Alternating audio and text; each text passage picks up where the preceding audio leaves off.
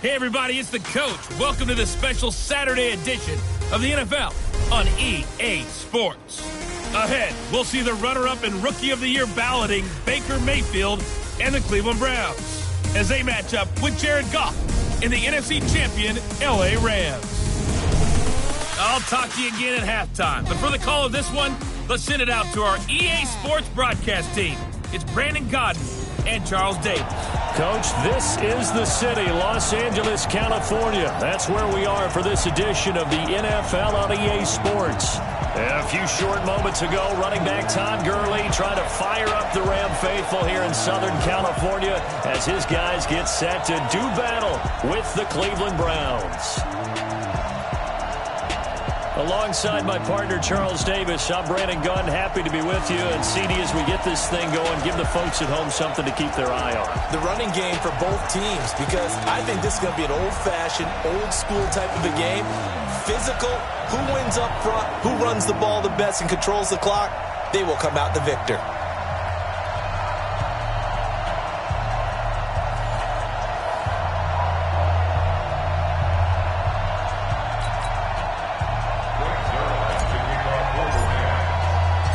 Greg Zuerlein, the Rams kicker, approaches, kicks it off, and here we go from Los Angeles. And this will not be returnable. It's out of the back of the end zone for a touchback.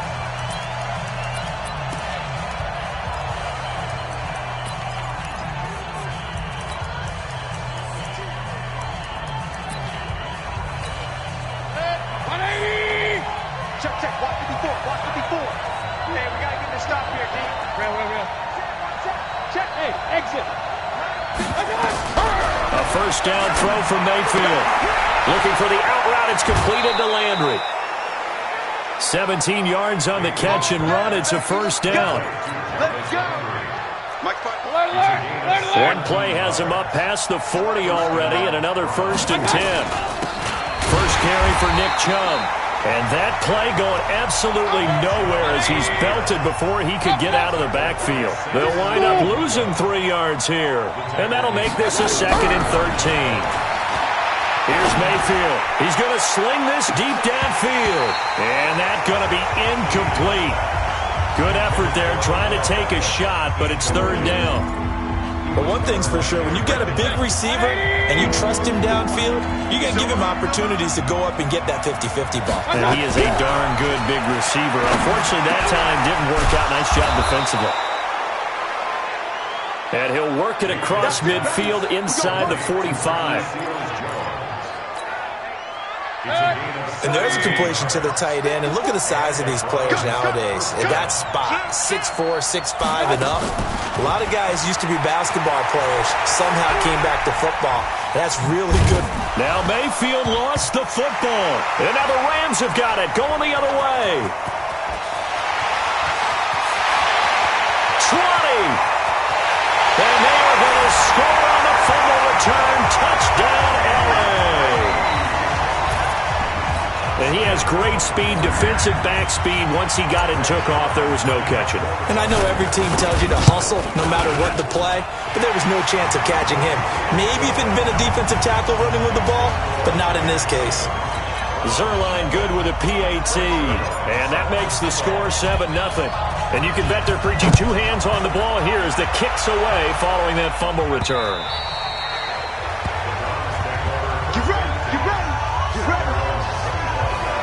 Heading out as the Cleveland offense now as they get set to take over here.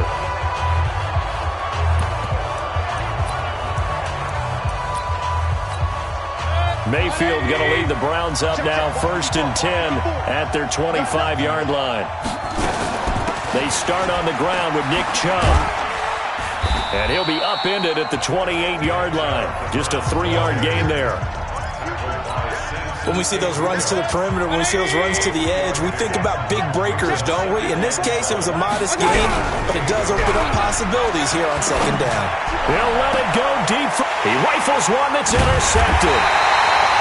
Picked off by the safety, Eric Weddle.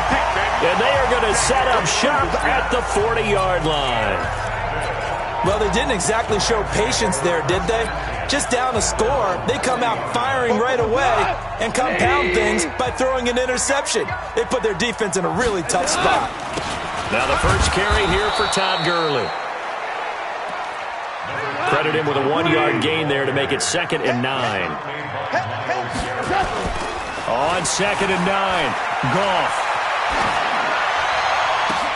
A battle for it, and it's intercepted.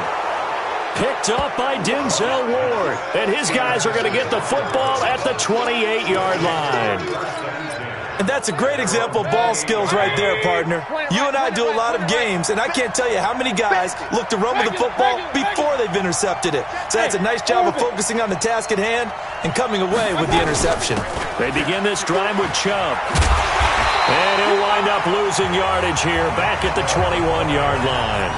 And that's a loss of 7 on the first down play. 180. Hey, 133. Slam. Hey, seam 6.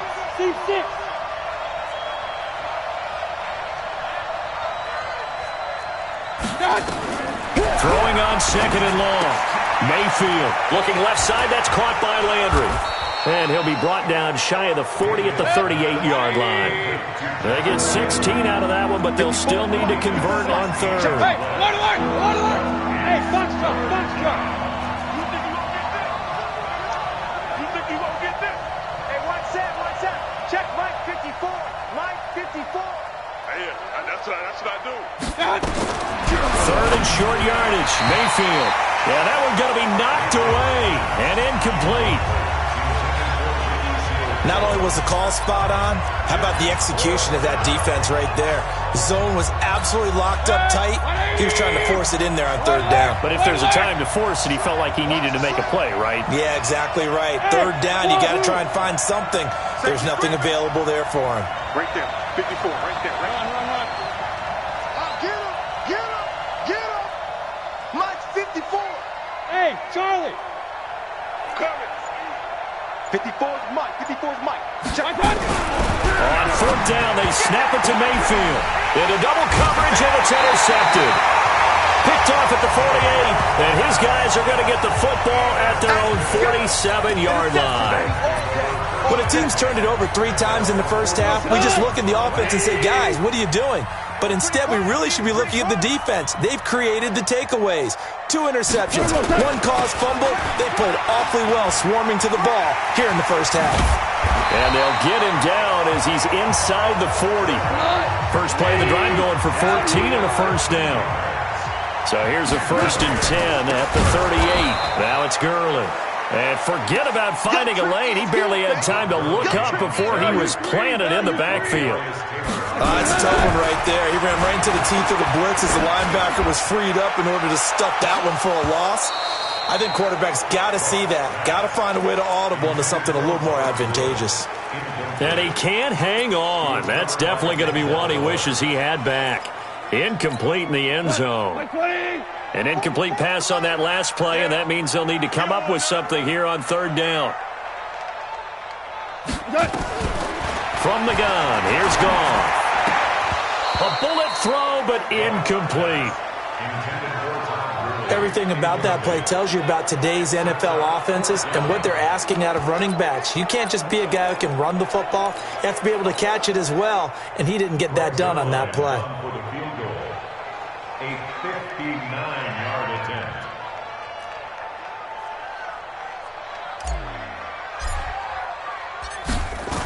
Oh, look at this. A flip to the kicker. He's going to try to run for it. They're not going to get it. They try to move the chains. Well, it was a long attempt to begin with, so the fake you might have known was somewhat of a possibility. Credit to the defense, though. They weren't fooled. You're right. They weren't fooled, and they were in a position of having to play it both ways. Guard for the fake, but you still want to rush the kicker because it was a makeable kick. So they ended up getting the best out of the whole thing. Stuffed the fake, and they take over the ball. Now, meanwhile, a pass that should have been intercepted, but it winds up falling incomplete. So now 2nd and 10 after the incompletion on 1st down. Now a pass dumped off to his running back. And that play goes nowhere. Taken down, losing yardage at the 50, right at midfield. Now that screen there on second down certainly didn't develop how they had hoped. Is that one they should have even tried, or is that one the quarterback sticks in his pocket? I think the latter. I like what you said there, because trying is one thing. We can second-guess just about every call. But in this case, when you realize that it's broken down, just throw it at the feet of your intended receiver so that no one can pick it off, right? You don't have the ball tipped up in the air, and you come back and try and pick up the first down on third down. That way you don't lose any yardage.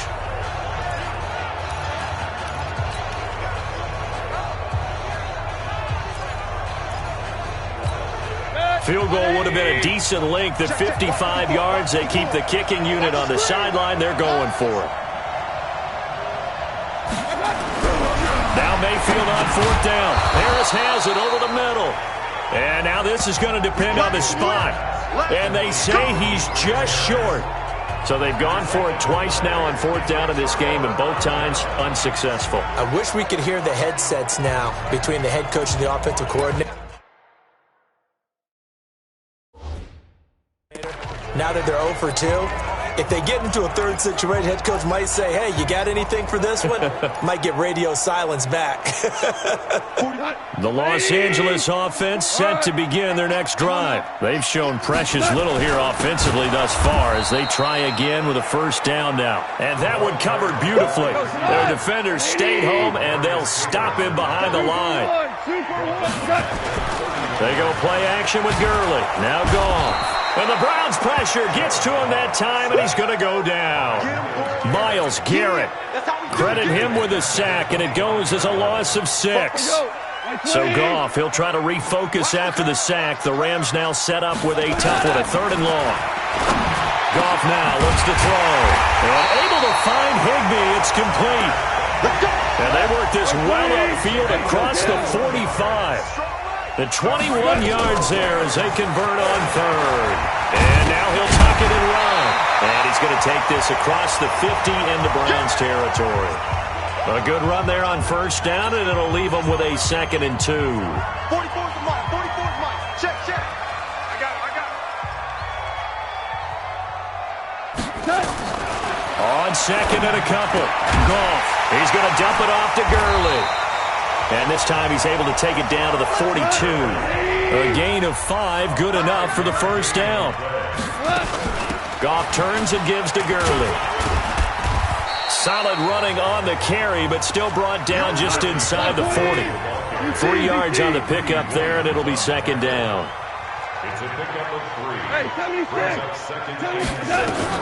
From the 39, Goff. He gets it to Gurley, complete. And he's going to be brought down on what will be the final play of this first quarter. After 1-7-0 on EA Sports. Going out. 22 jet bomber. 22 jet bomber.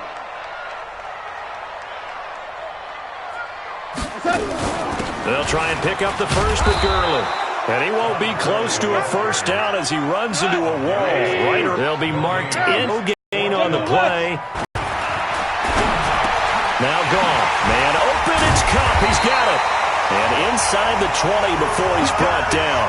The conversion is successful with a sizable gain of 13, and the decision to go for it looks like a smart one. And nowhere to run on the interior of that defensive line. He'll get back only to the line of scrimmage. Larry Ogunjobi on the tackle. Jobi on the play.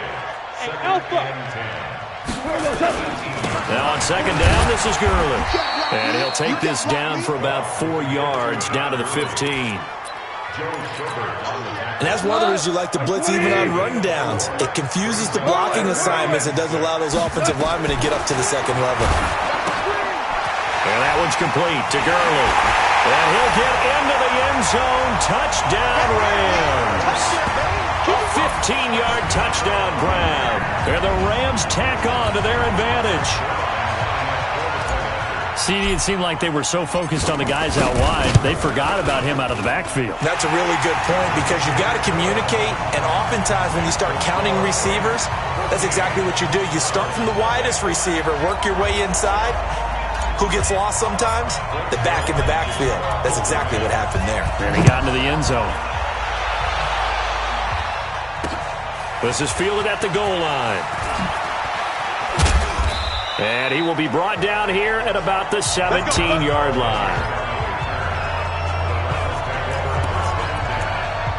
And now Cleveland geared up to take the field. Already down 2 touchdowns here in the first half. This becomes a pretty important drive, doesn't it? It certainly does, and a lot of teams script plays. We know that, right? They have a script to start the ball game, and typically those scripts go between 12 and 24, 25 plays. Down 2 touchdowns early, probably not very deep into their script. I think that they'll stay with it. I don't think they'll abandon it just yet and try and generate some offense on this drive. Anything. At least 3 points, get that 0 off the board. A 3-yard loss to start the drive. They'll look to make that up and then some on 2nd and 13. Right there, 54 Mike. I got it. Pistol. Working out of the gun, Mayfield. And he's got the hook up to Landry. And he'll be corralled right around the 34. 19 yards to pick up there. Move the chains. On 1st and 10, Mayfield. And that is incomplete. He couldn't hold on through the contact. Brings up 2nd down. All right, we got a second here. Let's have some fun. Let's be cheesy, because why not? So we had the 71st Emmys on Sunday. No wine. Just straight cheese. 71st Emmys on Sunday. So let's hand out a few awards. Okay. Let's start with Best Supporting Actor right now in the NFL. Who are you going with? I'm going with the mustache man, Gardner Minshew in Jacksonville. Because despite the fact that they're 1-2, got their first win last Thursday against Tennessee, he stepped in week 1 and set a record for rookie quarterbacks. What was he, 22 of 25 throwing in that game? 88% right out of the gate. And has continued good play since then. And let's face it, the mustache mania is sweeping Duval County as well as the rest of the state of Florida. Best actor in a lead role, I'm assuming you're going Mahomes. You have to, because we kept saying he couldn't possibly do what he did last year. He's on a pace to eclipse what he did last year in every category. And by the way, hasn't thrown an interception. And for the 3rd time here in this half, it's intercepted. Picked up by Mikel Roby-Coleman. And his guys are going to get the football at the 37-yard line.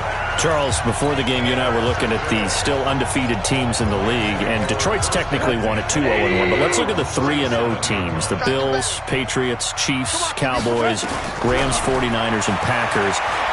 I'm guessing if I ask you who would lose first, you might say Buffalo, because they play New England this weekend.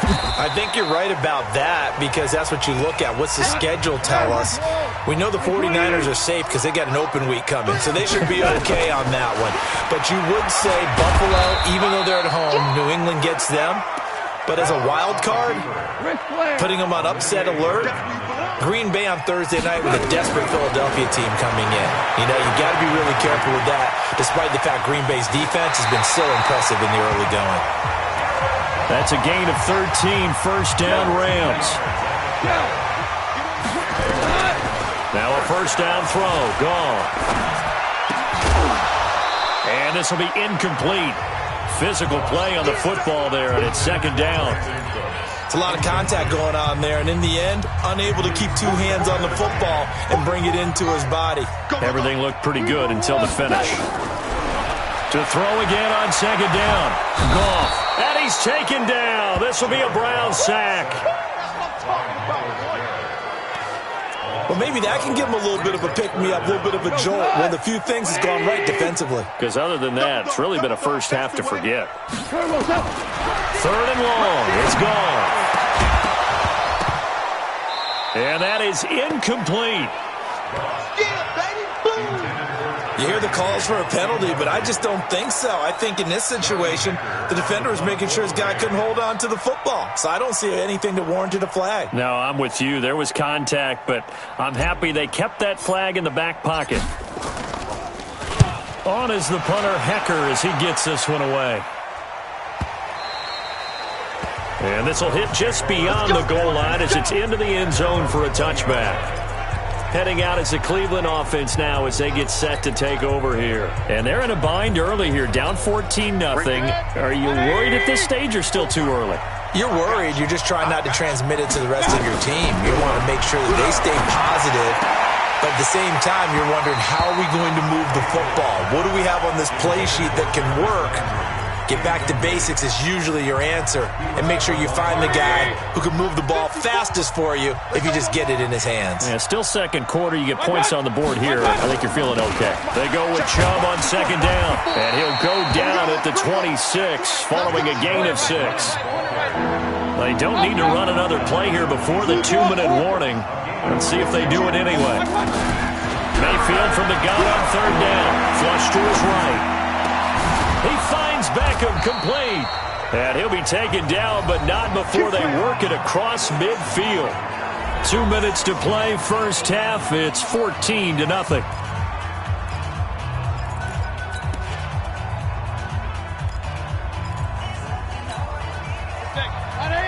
We remind you that coming up at halftime, we'll pay a visit to Jonathan Coachman. He's in Orlando, and he'll have our EA Sports halftime report. Sliding out of the pocket to the right side, and he's got Landry complete. And he'll go down, but not before getting this inside the 30. That's now a pair of explosive plays in succession, both north of 20 yards. His throw caught at about the 5. And he'll take it into the end zone for a Browns touchdown. Nick Chubb, 27 yards, as they are now on the board here in the first half. And that's another route that defenders would vote to take out of the game. The wheel route? Oh, without a doubt. You're just trying to move everybody in one direction. And whether it's a running back or another receiver, as they zip out on the sideline, you've got a problem on your hands. Yeah, well, the defenders hate it there. It happened, and it resulted in a touchdown. And they will not get a chance to return this one as it's through the end zone for a touchback. Getting set to go again here, Robert Woods marches back onto the field. Second quarter here, he has only one catch, but they have the lead. You got to think, though, he's going to be more involved at some point. That's what you would expect, but sometimes what defenses do to take away a player of his magnitude, it costs them in other areas. And right now, with them losing, they may have to change their focus, and maybe he will open up a little bit more as the game goes on. Yeah, well, so far, just the single catch. Well, that was a simple throw and catch, but even with that completion, 0 yards gained, so they're behind schedule on down and distance. I think they were hoping to get it to him. He could make a man or two miss, but that window closed quickly. And he's upended at the 33 following a good pickup of 8. The Rams going to go ahead and use the first of their timeouts as they get the stoppage with just under 50 seconds remaining in half number 1. They had the catch on second down, but it didn't help at all, and now they're looking at third down here. And he's going to find his man out of the backfield. That's complete. Now the Rams will signal for a timeout, their second, as they'll stop it with just over 40 seconds to go in the first half.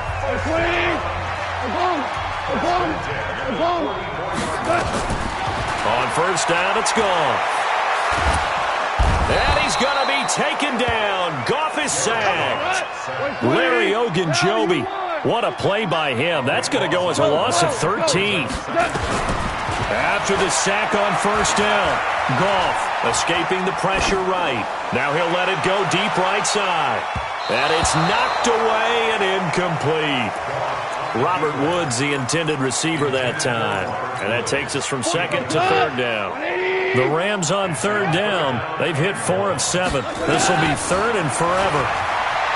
Here's Goff. He's going to loft one deep left side here. And he bats it away, and it falls down incomplete. You want the third quarter already? No problem. Let's do it. The Rams going to get the football first here, and they look to build on their lead as the second half gets started. And that'll carry over the back line of the end zone for a touchback. Here's the Los Angeles offense as they get set to take possession. They have the lead. Now they'll be looking for some separation here as we begin the third quarter. I like the way you term that, because now I think they go a little bit deeper into their playbook. They like what they did in the first half. That worked okay. But in order to get the separation that you just talked about, change things up a little bit. Change your tendencies. Try and hit them a little bit more with some things they didn't see in the first half. We'll see if they do just that. First down yardage on the first play of the drive, 14 yards. Gurley again here on first down. And give him 4 yards there. It'll be second and 6. To throw on 2nd and 6. Goff dancing to his left. And he'll avoid the tackle there with a slide. He'll wind up with positive yardage. It's a gain of 3, but now it's 3rd down. Come get some. Come on, come get some. 3rd and 4. Watch the eye. 2 for 1. Here's Goff. And he will not be able to hang on through the contact. It's incomplete. The coverage strong, and now it's 4th down. Now, he's been a busy man out of the backfield. They've looked his way quite a bit so far in this game. Nice job there defensively, though, adjusting, because a couple of his earlier catches, he was wide open. Not that time. You mentioned the key word, adjustment. A better cover man on him now in space. This offense converted once on 4th down earlier. Now they're out there again to try once more. They are going for it. Goff. Looking this time for Woods, and it's intercepted.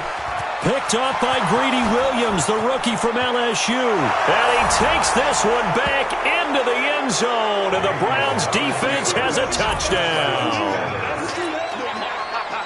So they go on 4th down. Not only do they not get it, it turns into 6 points the other way. Disastrous. And many people think you should just go ahead and knock it down in that situation. Turn it over for the offense. But I had a defensive coordinator recently tell me, we see that as a passive play. We don't do that anymore. We want the ball in our hands, and we want to head the other way. Probably also instinct a lot of times. If you see a lot of green grass ahead of you, go ahead and grab it. It's the exact right play to do. That's knowing when to break the rules and when to make a play that maybe you hadn't been taught. Let's go. And now out on the field, here comes Los Angeles. And they just had that pick 6. I guess the only positive maybe of them returning that for a touchdown. This offense right back out onto the field to try to make up for it. I like that because now it doesn't give them a chance to go to the bench and really settle. You know, to sit there and kind of seethe over the idea that they turned the ball over previously. Right back out there. It's almost like hopping right back on the bike after falling over. See if they can get the ball moving again. Well, we'll see if they can do it here. A 2nd down pass play there, but it's incomplete. Looking for Woods that time, but now it's 3rd down. It is tough to complete passes against zone defenses. The windows that you see open, they shrink pretty rapidly. How about being able to hit a moving target against a zone before the next guy can get there and make a play on the ball? Not easy for any quarterback, no matter the situation, and there the defense won the battle. It's caught left side by Cooks. First catch of the game for Cooks. It'll be a 1st down. Cooks now in his 2nd season with the Rams. He's had 4 straight years over 1,000 yards. He had 2 with the Saints, 1 with New England, and then he went over 1,000 again last year with the Rams. 80 catches, 1,204 yards. So from the 39 now, they'll come up on a 1st and 10. On the toss, it's Gurley. Nowhere to go that time. He maybe got a yard up to the 40. Well, we saw him there trying to get it to the outside, trying to get to the perimeter, but not a whole lot of room there. But there's got to be one positive to that. If you keep moving laterally, creases tend to develop as the game moves on, and they can run it back inside later. They follow up the 1st down 1-yard run with a minimal gain of 2. You know that old expression, it's not my night? It hasn't been his so far. I don't know if the legs are a little bit heavy. Sometimes having to hang out all day and play doesn't exactly play to your advantage, but it's been a tough go for him. Every time he looks up, somebody's there defensively. That was the same case on that play. This is caught. It's Cooks. And now look at this. Big gain, but a fumble.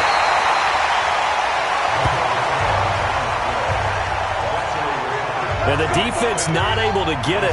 From a defensive perspective, what's that moment like when you realize the ball is loose?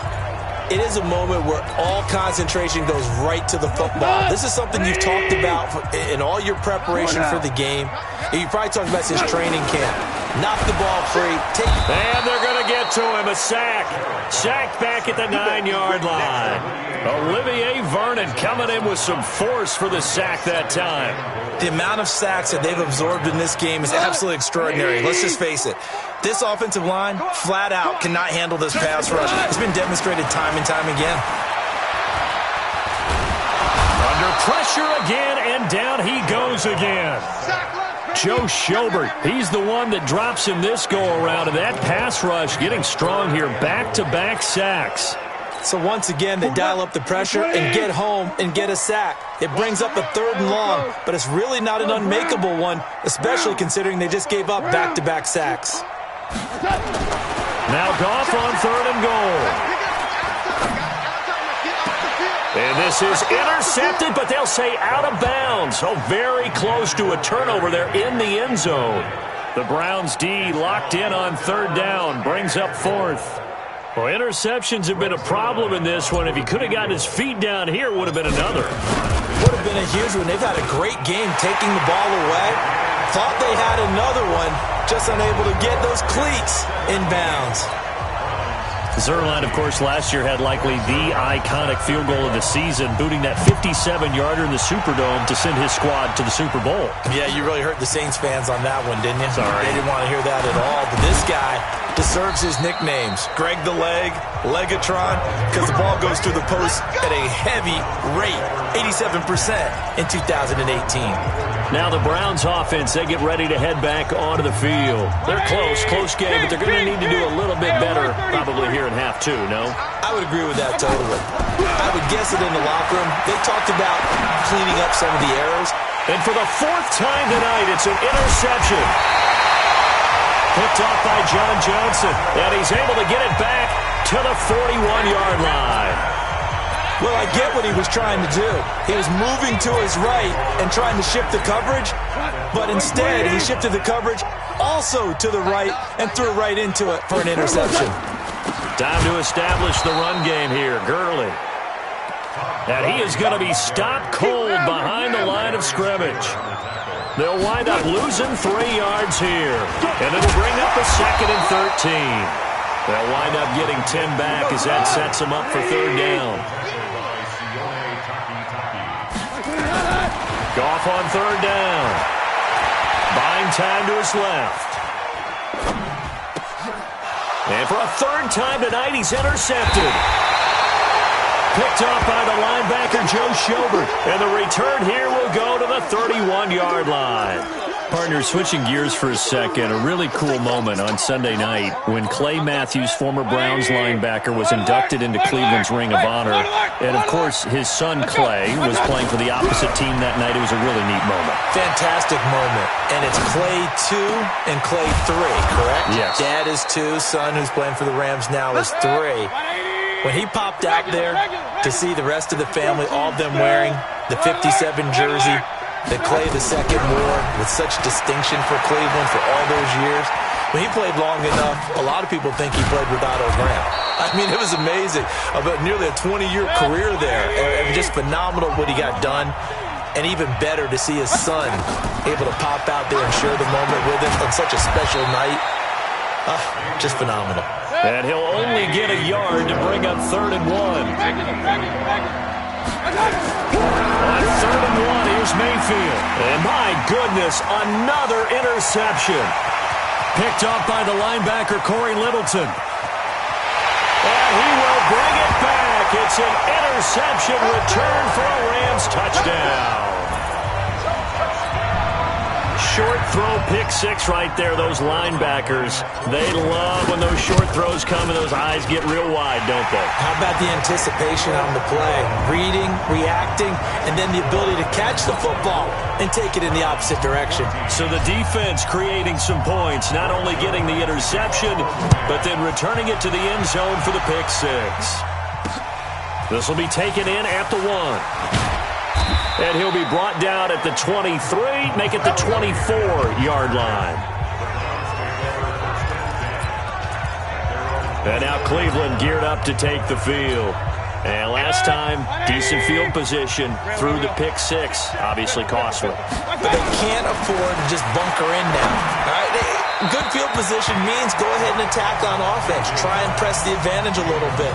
They just have to be better with the football on this possession. So that didn't bother you too much last time? No, because it's exactly what you're supposed to do. You can't have good field position, not try to take advantage of it.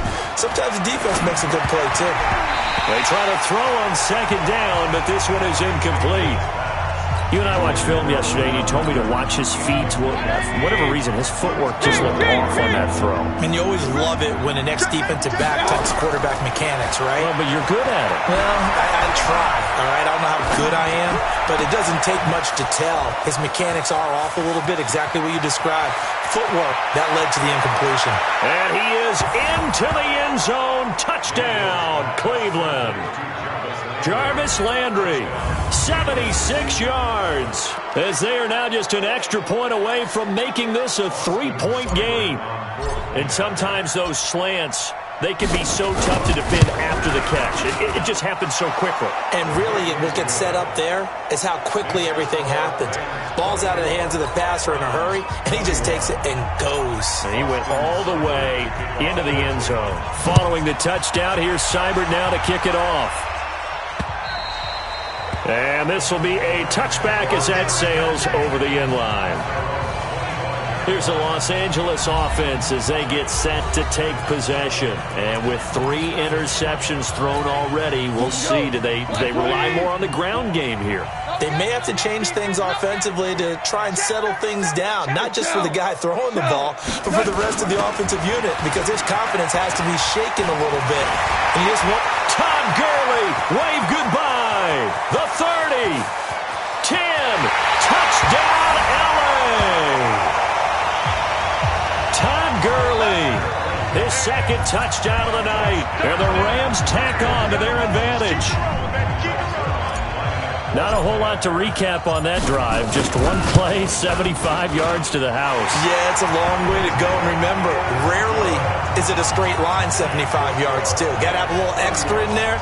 So whatever the final number is, a well-deserved seat on the bench, a little oxygen if he wants it as well. This is fielded at the goal line. And not a bad return here. He gets it out to the 25-yard line.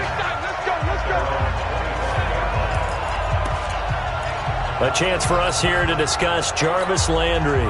A monster game so far, third quarter. He is lighting up the stat sheet. And so many times when you see these types of games, you hear about the quarterback, or we talk about the quarterback throwing guys open, putting it in the right spot. How about some credit for the receivers, Absolutely. though, who find ways to get open, whether they uncover late in a route or they get open early, but they just always find a way. And he's having that type of a game. Yeah, he's been nearly impossible to cover. And he's going to get this down near the 30-yard line. Back now in Los Angeles. It's the Browns with a deficit. They're trailing, but with the football here to start the fourth. A first down throw for Mayfield. Flushed out right. And now here is another interception. Picked off by Akeem Talib. And a big turnover there as his guys will get the football back. I think that interception happened for 2 reasons. Quarterback gets outside the pocket and panics a little bit, and receiver doesn't make sure he's absolutely in an open spot. So there's a guy lurking, took the ball from him. Yeah, so don't wave your arms, right, as a receiver if you're not wide open. Got to know that you're open. Otherwise, just don't do it. Now Gurley. And he's going to be taken down shy of the 10, right around the 9-yard line. Give him a couple on the carry there, 2nd and 8. Offensively with the lead, you want to run the ball, keep the clock going, but you also want to still kind of be in attack mode too, right? So how do you do that and not come back on your heels? Think about all the practices we've watched where they have that tempo period to go over things just like this, where they describe the scenario, tell you what they're looking for, and make sure that they're still attacking, yet at the same time not going so fast as to leave too much time on the clock. Throwing on third, Goff. Throw left side, complete to Cup. And he takes this just about a yard shy of the 20. A Ram first down as Goff finds Cup. And that pickup of a first down, that's going to leave a mark because they really needed to stop them there, didn't they? So frustrating. Defensively, you're a play away from getting that football back here down late. And a big loss here as he's taken down. Credit the sack to the always disruptive Olivier Vernon. This has been a tough one for this offensive line. It appears almost like they've been on roller skates this entire game, the way they've been pushed around. 6 sacks given up in this one. Now a man open down the middle of the field. And they'll bring him down right around the 13. 6 yards is the pickup, and that'll lead to a third down. Let's get it. 44 the mic. 44 the mic. Go. We're good. From the gun on third down, Goff. He's going to loft one deep over the middle. And intercepted. Maybe the turning point they need. Picked off by the former first-round pick, Demarius Randall.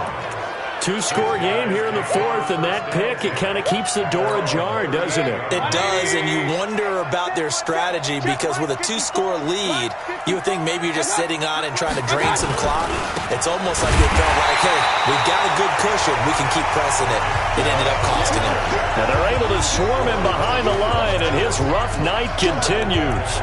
This linebacking core, they've done a good job of keeping that running game in check, haven't they? They certainly have, and what they'll also do when this game is over is thank the guys up front, the big defensive line, because they've kept them clean, so to speak. Not letting blockers get to them, allowing them to run to the football and keep that running game bottled up. Now this one to his tight end out on the right side. And he'll bring it up here to right at the 40-yard line. On third down, Mayfield. And that will be incomplete. That's it, baby. It's easy to see when we review this that the ball needs to come out quicker because if you don't throw it right on the break, you bring a crowd of people into the equation. And that's why it got knocked away there.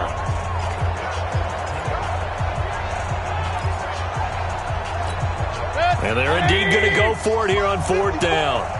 So trailing here in the last quarter, let's see how this plays out. Hey, alert! Mayfield to throw for it on fourth. And he finds Seals-Jones complete. And taking it across midfield and inside the 45. The time to pull out the stops is now, and they convert there on fourth down. Throwing, Mayfield.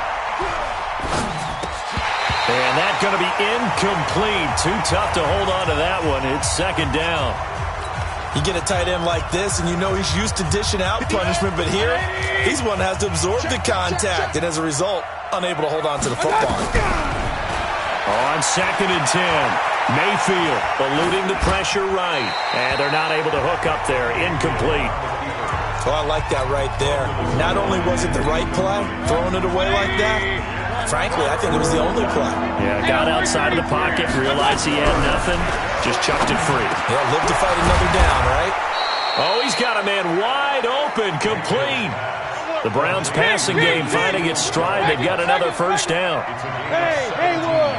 Now, correct me if I'm wrong. Yeah, you're down 2 scores. I don't think you need to rush just yet, but you can't take your time either. Yeah, even if you don't want to commit to full 2-minute offense, you have to up the tempo, up the urgency. Maybe you're starting to call 2 plays in a huddle each time you snap the ball.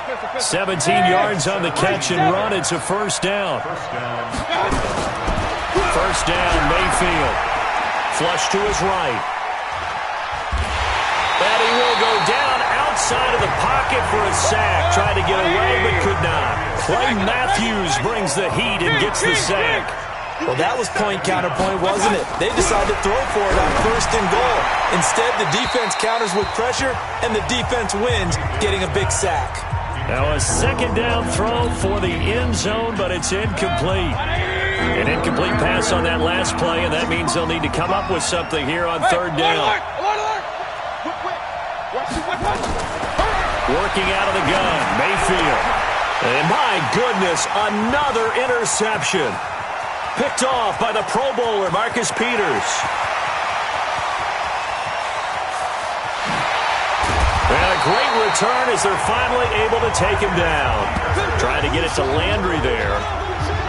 This was almost what I've heard referred to as a pick 12. Pick 12, explain. Well, you're talking about the 6 that they were trying to get. Because they were so close to the end zone. And now the 6 going the other direction. So when you take a look at it, teams on the march, they're in the red.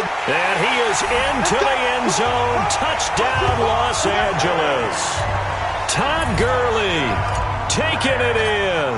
And the Rams use the short field to their advantage as they cash in for 6. And the kick makes it through, but flags come flying in as well. It appears we're going to get a roughing call tacked on. They're down here in the fourth, and that personal foul penalty is not going to help. No, in these types of situations, players will tell you that's extra intensity. From where we sit, it's actually frustration. Not a good play. And this will not be returnable. It's out of the back of the end zone for a touchback. Baker Mayfield leads the offense out for their next possession. And that interception that ended their previous drive likely also ended any shot they had at victory. Yeah, long road back from here, no doubt about that one. But let's face it, if you're going to go out there and compete, you want to try and end on a strong note, don't you? Absolutely. It won't end in a victory like you said, but they can maybe take some. And a big loss here as he's taken down. Clay Matthews adding another sack to his impressive NFL resume. We've been around this league for a while, and many coaches never pull their starting quarterback, almost no matter the situation. In this case, though, I think he's got to make a decision. He's taking a pretty good beating out there. Yeah, with the deficit, maybe not wanting to risk an injury. Throwing there, but this pass is going to wind up incomplete. An incomplete pass on that last play, and that means they'll need to come up with something here on third down. Now Mayfield. Well, this is taken in. It's complete. 30, the 20, 10, and all the way in. Touchdown, Cleveland. Odell Beckham, 92 yards. And the Browns get a score closer. You've got to understand situational football because they're playing with the lead here late in the ball game. So the back defender has got to be as deep as the deepest receiver. Keep everything in front of you, rally up and make the play. Yeah, you would think they had the 3-score lead. Now it's down to 2, but 3-score lead here late, that they wouldn't give up a big pass play like that, but they did.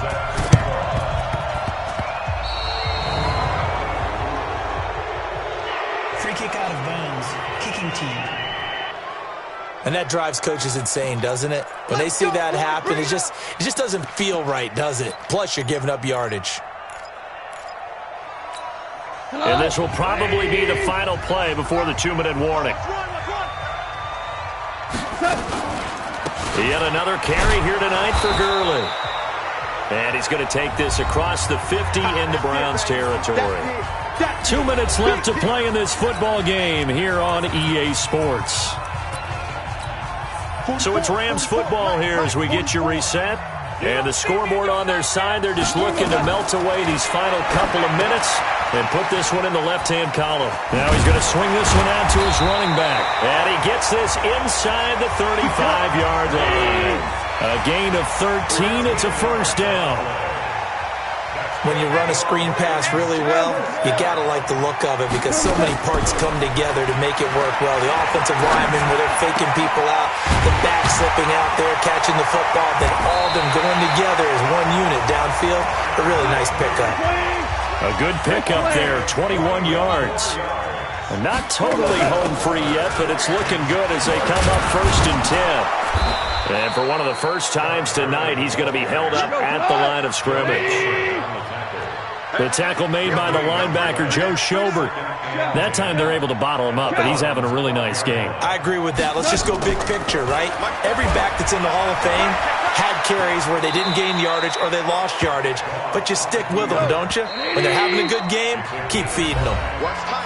Now the Browns will use the first of their 3 timeouts as they'll stop it with 25 ticks remaining on the clock. Check, check. Yo, yo, yo, yo, yo. Yo.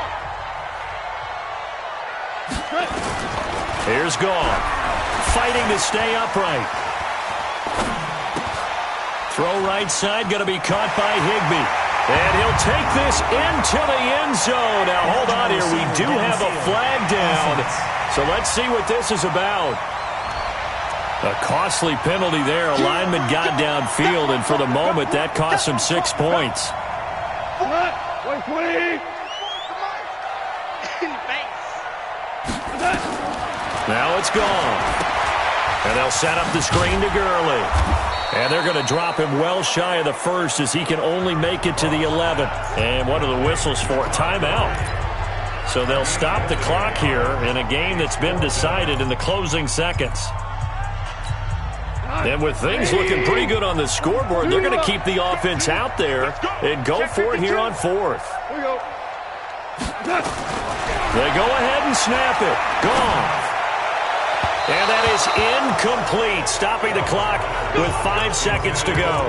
No luck for the Rams as they fail here on 4th down. And this Browns defense stands tall. You remember me? You remember me? Let's go, baby! Hey, alert! Smooth! One last shot from Mayfield here. He's going to let it fly. He's got a man, complete. And a little bit of a consolation prize there. He's into the end zone. Won't win them the game, but they do get the score with all zeros showing. But some fantasy players are really happy with that score. Doesn't affect the outcome, but, hey, nice job there to put it in the end zone for the final play. Could it affect other things? Sometimes these types of scores are ones that we don't consider big at the time. Then later on we find out maybe that was a tiebreaker. Yeah. Or, of course, in the fantasy football world, these points mean a lot. A lot there. A throw there, but that's going to wind up incomplete. Well, going into the final play of this game, they knew that they needed some type of a miracle there at the very end, but they couldn't get it done. However, we were...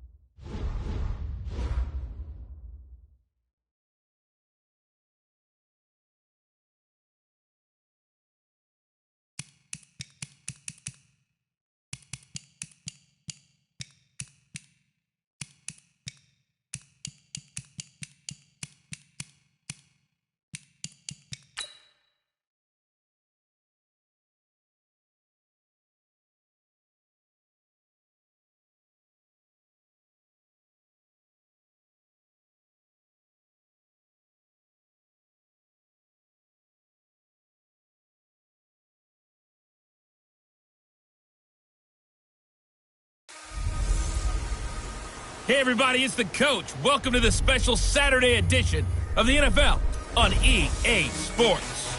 Ahead, we'll see the runner-up and Rookie of the Year balloting Baker Mayfield and the Cleveland Browns as they match up with Jared Goff in the NFC champion LA Rams. Kickoff is moments away, so let's get you out to our commentators.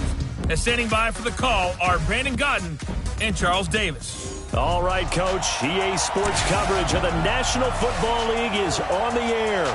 Coming up, we've got a good matchup on tap between the Cleveland Browns and our home team. Brandon Gaudin and Charles Davis on hand. Kickoff just moments away. Charles, quickly, keys to the game. For me, it's coaching. Who prepared his team the best going into this one to give them the confidence to believe that they would win the game? That's who's going to come out of this one on top.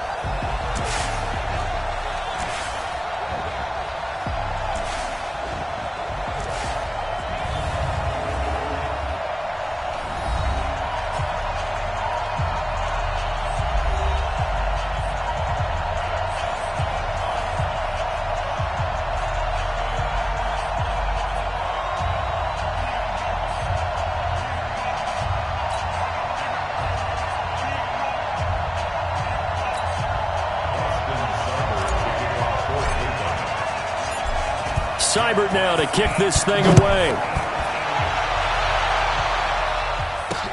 This will be taken in at the 1. Solid return, pretty good field position. They'll start at the 32-yard line.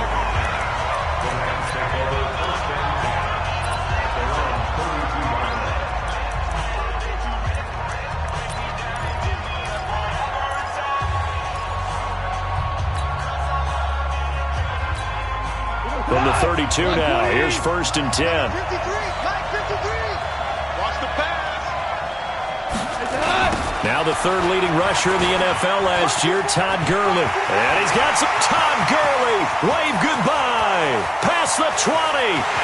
Touchdown, LA. Todd Gurley, 68 yards. And they are able to strike first here on their opening drive.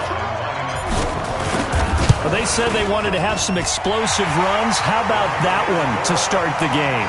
And I would say on the defensive sideline, there's a lot to answer for. Because you spend all week saying, stop the run. I don't care who you're playing. You don't want to get run over. You don't want to get run past. And they got both. Over-committing in the secondary, and he just went stepping past them and is still running, essentially. One play, and he hits pay dirt.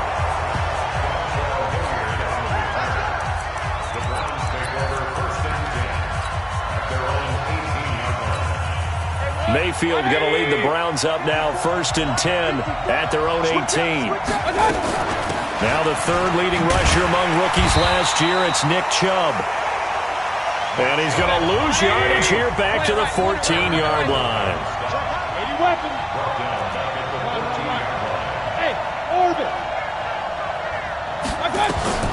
Throwing on 2nd and 14. Mayfield. And that is incomplete. He couldn't hold on through the contact. Brings up 2nd down. Charles, already trailing by touchdown early. This offense, how imperative is it for them to get points out of this drive? Well, they feel like they have to go ahead and match because of what was already on the board against their defense. But I think even more so, you just want to avoid 3 and outs. You want to be able to stay on the field for a little while, let your defense catch their breath a little bit, even if you don't score any points. Partner, he was going through his progressions. Not there, not there. After about the 3rd one, he decided he better pull it down and run for it. And he slides down and avoids the hit for good measure. And they get him down, but not before he takes it across the 40-yard line. A big roll of the dice on 4th and 1, but it pays off. They convert. Escaping the pressure right. And eventually taken down here. Great coverage downfield. The perennial Pro Bowler Aaron Donald gets the sack. Sometimes I watch games and wonder why they use play fakes on certain passing situations because it's not going to fool anyone. I don't know if that was the case here, but the end result was the same. No one fooled. The quarterback was hit. To try again after the sack. Mayfield, he'll let it go. That's caught inside the 20. A big play that time for Cleveland, and even 40 yards. Well, we spent a lot of time exalting the offensive masterminds in this game, right? They draw up these beautiful plays. They look so perfect up on the board. But occasionally, sometimes you just say, throw it up and let him go get it. How about that play? To throw on 2nd and 6, Mayfield. And the return won't go anywhere. They'll be back deep in their own territory at the 2-yard line. Brandon, this is why golfers do their best to never count a score in their head before the ball goes in the cup. This looked like a slam dunk for points on this drive, didn't it? Instead, they throw an interception, and they're going to come away empty. They'll try and start the drive with Gurley. And he'll get this only up to about the 3-yard line. 2 yards on the pickup there. It'll be 2nd and 8. Well, not a game that you're going to go crazy about, but when you start at your own 2-yard line, any type of space is good for the offensive guys. Yeah, you just can't go backwards from here. They did it. Now we'll see if they can keep it on schedule here on 2nd down. Throwing on 2nd and 8. Goff. Throwing over the middle, and it's incomplete. Denzel Ward, Pro Bowler, is a rookie there to bat that one away. All right, let's go ahead and detail this situation here. 3rd and long coming up. Back near your own goal line. I would be very hesitant about throwing the football in this situation. Maybe just run up the middle? Yeah, I think that might be the spot for them. You got to try and find some space for your punter because you don't want him backed up where he has to alter what he does. 53 to Mike. You ain't doing nothing today. 2 for 1. 2 for 1. Out of the gun. Gone. And oh, it's a safety. Goff got buried in the end zone. He couldn't get rid of it. And, Charles, at some point, you can't keep worrying about big play. Can this be perfect? You just have to get the ball out of the end zone. And in the offensive huddle, that was discussed when they called the play. Just get out of the end zone. But you know what's interesting? A lot of the times in the defensive huddle, they actually call a set and then say at the end of it, get a safety. So it's preached, it's coached, it's thought about. There's Baker Mayfield as he and the Browns offense comes back out. He's likely still kicking himself from the interception last drive that wound up leading to a go-ahead score. And he's going to assume all that came with that one, all right? That's all on him, but he also knows he's got to erase it from his mind and get back out there. This drive, very important. Now a deep ball here, hauled in just past the 50. And all the way in, touchdown, Cleveland. Nick Chubb, 78 yards, and the Browns have taken the lead. That's a prime example of the danger that Baker Mayfield presents when he's able to get outside of the pocket. And we see many quarterbacks do this in the league. A lot of them have that good mobility, but we see them, they're more like striders, right? There's a smoothness to them. When I watch Baker Mayfield, everything is sharp, hard, aggressive, and he turns it into a big-time shot downfield in a monster play. Fielded about a yard deep. And he'll get it up to about the 26-yard line just across the 25. Jared Goff and the NFC champs, they get ready to begin this drive. Goff will lead the Rams up here 1st and 10 at their own 26. They'll start out on the ground with Gurley. And they're able to get this one across the 35. Right off the bat, it's a first down to start the drive, 12 yards. Boy, some big runs here, Charles, already in this first quarter. Yeah, if the lanes are there, go ahead and exploit them. But what I like the most, how decisive he is, putting his foot in the ground and going. To throw on 2nd and 6. Goff. That's caught by his tight end, Gerald Everett. And they're going to have another first down as he's going to be tackled at the Browns' 39.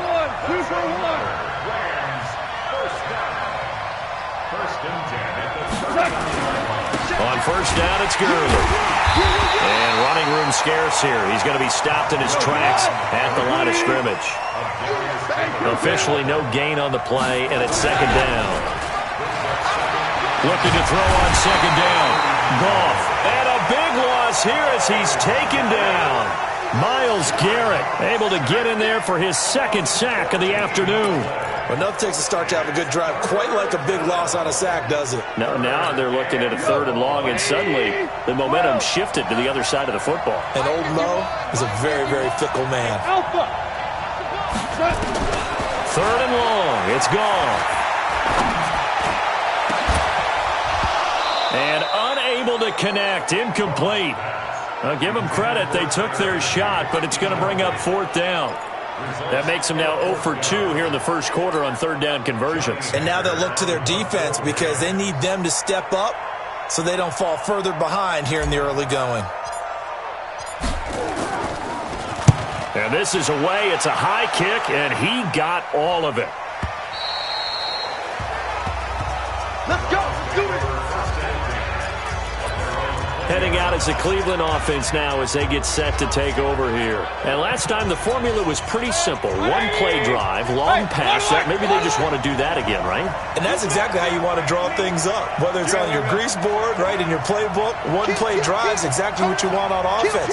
What they have to be careful of is not having a letdown. It was fairly easy last time. They can't expect that going forward. Yeah, we'll see if it's that easy here. Forced out to his left. And that is incomplete. Took a shot there on first down, but he couldn't reel it in. Well, you've got a receiver here who's got 1 touchdown already in this first quarter, and they were trying to double his pleasure there. Wanting to continue to go to the guys already gotten into the end zone. But good coverage to make sure that this time it fell incomplete. Hey, Delta. Mayfield hands it off to Chubb. And he's going to lose yardage here. Back to his own 18. The tally there, -2 yards, brings up third down. I like the strategy. Extra tight ends, extra beef. They want to run the football, but that means they probably want to run it inside. If you get strung out on the perimeter, you're in peril. Yeah, we saw the result, negative yardage.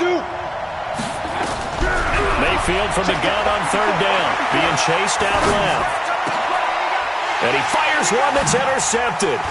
Picked off by the Pro Bowler, Marcus Peters. And the return will be stopped at the 34-yard line. First quarter, and now he already has 2 interceptions. Yeah, he's got to guard against being tentative from this point forward, though. He's got to still make the right reads, make the proper throws. I've seen guys in this league throw 4 interceptions in a game and win. He's got to understand, put it behind you, keep pressing forward. Just a yard on the first down carry, so it's 2nd and 9.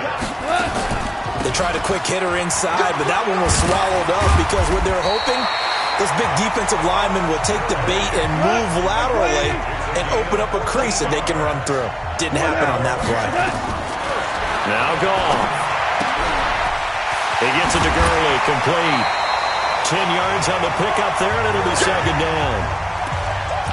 Well, coaches always talk about finding balance on offense. I don't think you can get much more balance than this. Big-time run, big-time pass. A 1-2 combination. Looked pretty good. How about that?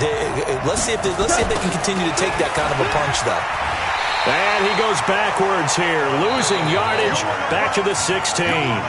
Third down just got a lot tougher. That will officially go as a loss of 7.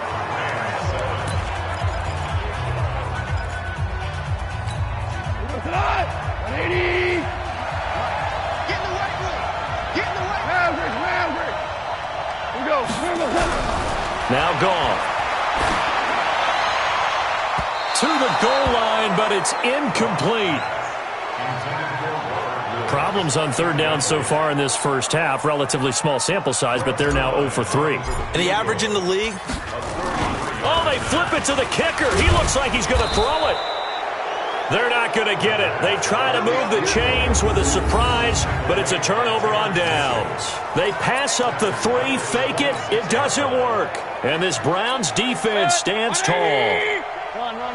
Mayfield going to lead the Browns up now 1st and 10 at their own 26. Trying to shake off the interception from the last drive. He'll look to throw. And bringing it in right side here, Beckham. And they nearly get this all the way to midfield. Mark him down at the 49. Call that a very strong gain of 24. They give the Chubb out of the gun. 8 yards on the pickup, and now they'll have some options on 2nd and short. Go! 8 yards on the pickup brings up 2nd and 2 at the 42-yard line. On 2nd and 2, Mayfield flushed out right. To the right side, and he's got Landry complete. And this is going to be another first down as the tackle's going to be made at the Rams' 21.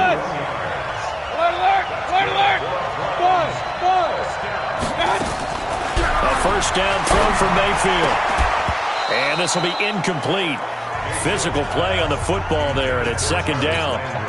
So he can't hang on, and as I watched that unfold, I remembered an expression that I've heard, maybe from you, I don't know, but you're going to get hit anyways, might as well hold on to the ball. Well, you know a coach said that, right? Yeah. Not an actual player. Not a chance at all. Way easier said than done. He's got the first down inside the 10. Let's go, baby. Let's go. At this stage of the game, the run-pass numbers are a little bit out of whack because most of their yardage is coming through the air. But in a sense, that just sets things up for big runs like that because the defense might be a little bit off balance. They pick up And that's going to be caught for a Browns touchdown. Ricky Seals-Jones there to make the grab. And the Browns are going to tack on to their advantage. That's almost just not right. You cover everybody, but those tight ends, they can be awfully reliable. Very reliable. The defense just has to hate those guys. This drives them crazy because oftentimes you can't match up with them. They have you either with size, speed, or maybe even just strength. Following the touchdown, here's Seibert now to kick it off.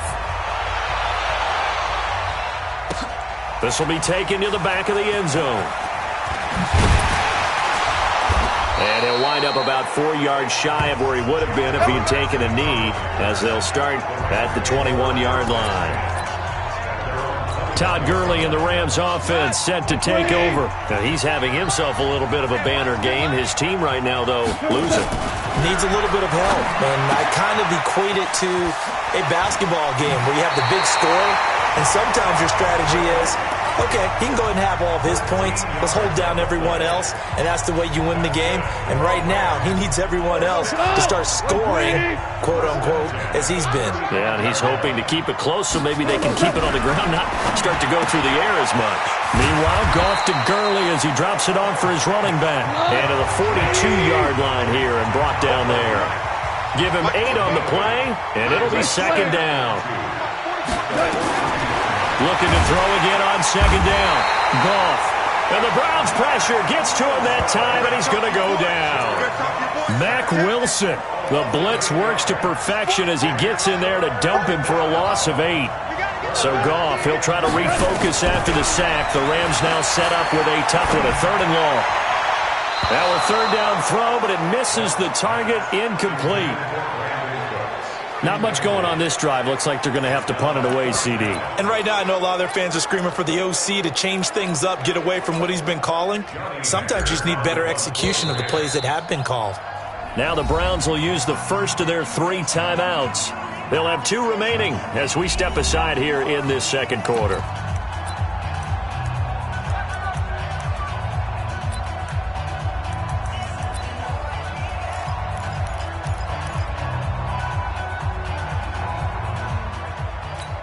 Here's Johnny Hacker now as he'll kick it away for the second time. And look at this. It's a fake. But he will not make the first down marker, and that'll be a turnover on downs. Anytime a fake doesn't work, we usually focus our attention on the guys that were unsuccessful. But how about the defensive guys? They have to plan all week. They have to prepare all week. Special teams, it looked like they were educated for that one. Educated on their toes and getting a big stop. Mayfield now looking to throw on first down. Steps away to his left. His throw caught right around the 6. And he will reach the 5-yard line before going out of bounds. That one goes for 16 yards. It sets him up 1st and goal. Hey, my 7. They'll run with Chubb. And he'll get this one back to the 5-yard line, but no further than that. No gain on the play that time, and it sets up 2nd and goal. Well, if you look where that play starts, O-line versus D-line, that was a battle won by the D-line. Yeah, and oftentimes it's won by quickness off the... And he'll score. Touchdown, Browns.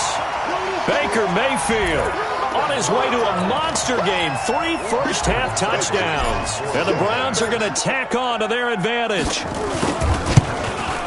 Well, this was a pass all the way, but he just kept buying time, didn't he? It was kind of like, wait. Oh, it's open. Time to hot-foot it and go. And, boy, was he successful. Yeah, didn't go to the outside toward the pylon, just straight ahead, middle third of the field. Shortest distance between 2 points. Straight line. And no run back here. This will be a touchback.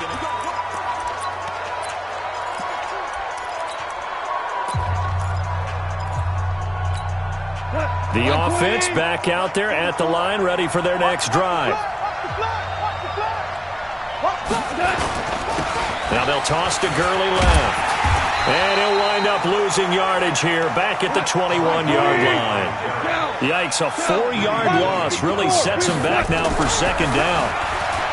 Throwing on 2nd and 14. Goff. And he's going to be taken down. Goff is sacked. Myles Garrett getting him once again his 3rd sack of the afternoon. I'm starting to feel for that quarterback back there. I mean, you know me. Normally, don't have a lot of empathy for the QB, right? In this case, definitely. He's been on constant duress this entire game. I don't know how he's surviving back there. And to think, there's still a long way to go in this football game. He's going to run, but he's got a long way to go. Decent gain on the scramble to 6, but now it's 4th. I thought he did a pretty good job there to get back what he could, but let's face it, that sack on second down, talk about throwing a wrench into the works. It certainly did. Yeah, he did everything he could there trying to pick up some positive yardage, and he did, but not enough. A big kick there. We'll call it 56 yards on the punt. And out will come the offense as they take over. And now Cleveland geared up to take the field. They are just putting things together so well here, drive after drive. They really have captured the momentum, haven't they? They've taken momentum and pretty much not just give them a jersey, but a seat on the bench as well. Whatever do you need, you've got it, because the way they're stringing things together and creating that distance between them and their opponent is really hard to narrow that gap. And the other part is they're taking their spirit away from them, too. And now they're just looking to add to that total. 6 yards is the pickup, and that'll lead to a third down. And that's why you do all the drills that you do from the quarterback position, because you're not going to just throw to your strength. The right-handed quarterback naturally will want to move to the right side to throw the football. But sometimes you've got to go left, and that's exactly what happened on that play. Forced to his left, still able to accurately throw it downfield for a completion. Hey, Steve 6, Steve 6. They'll run for it. Here's Chubb, and he's going to have a first down as he's brought down at the 44-yard line. The gain of 4 that time as the drive continues. From the gun, Mayfield.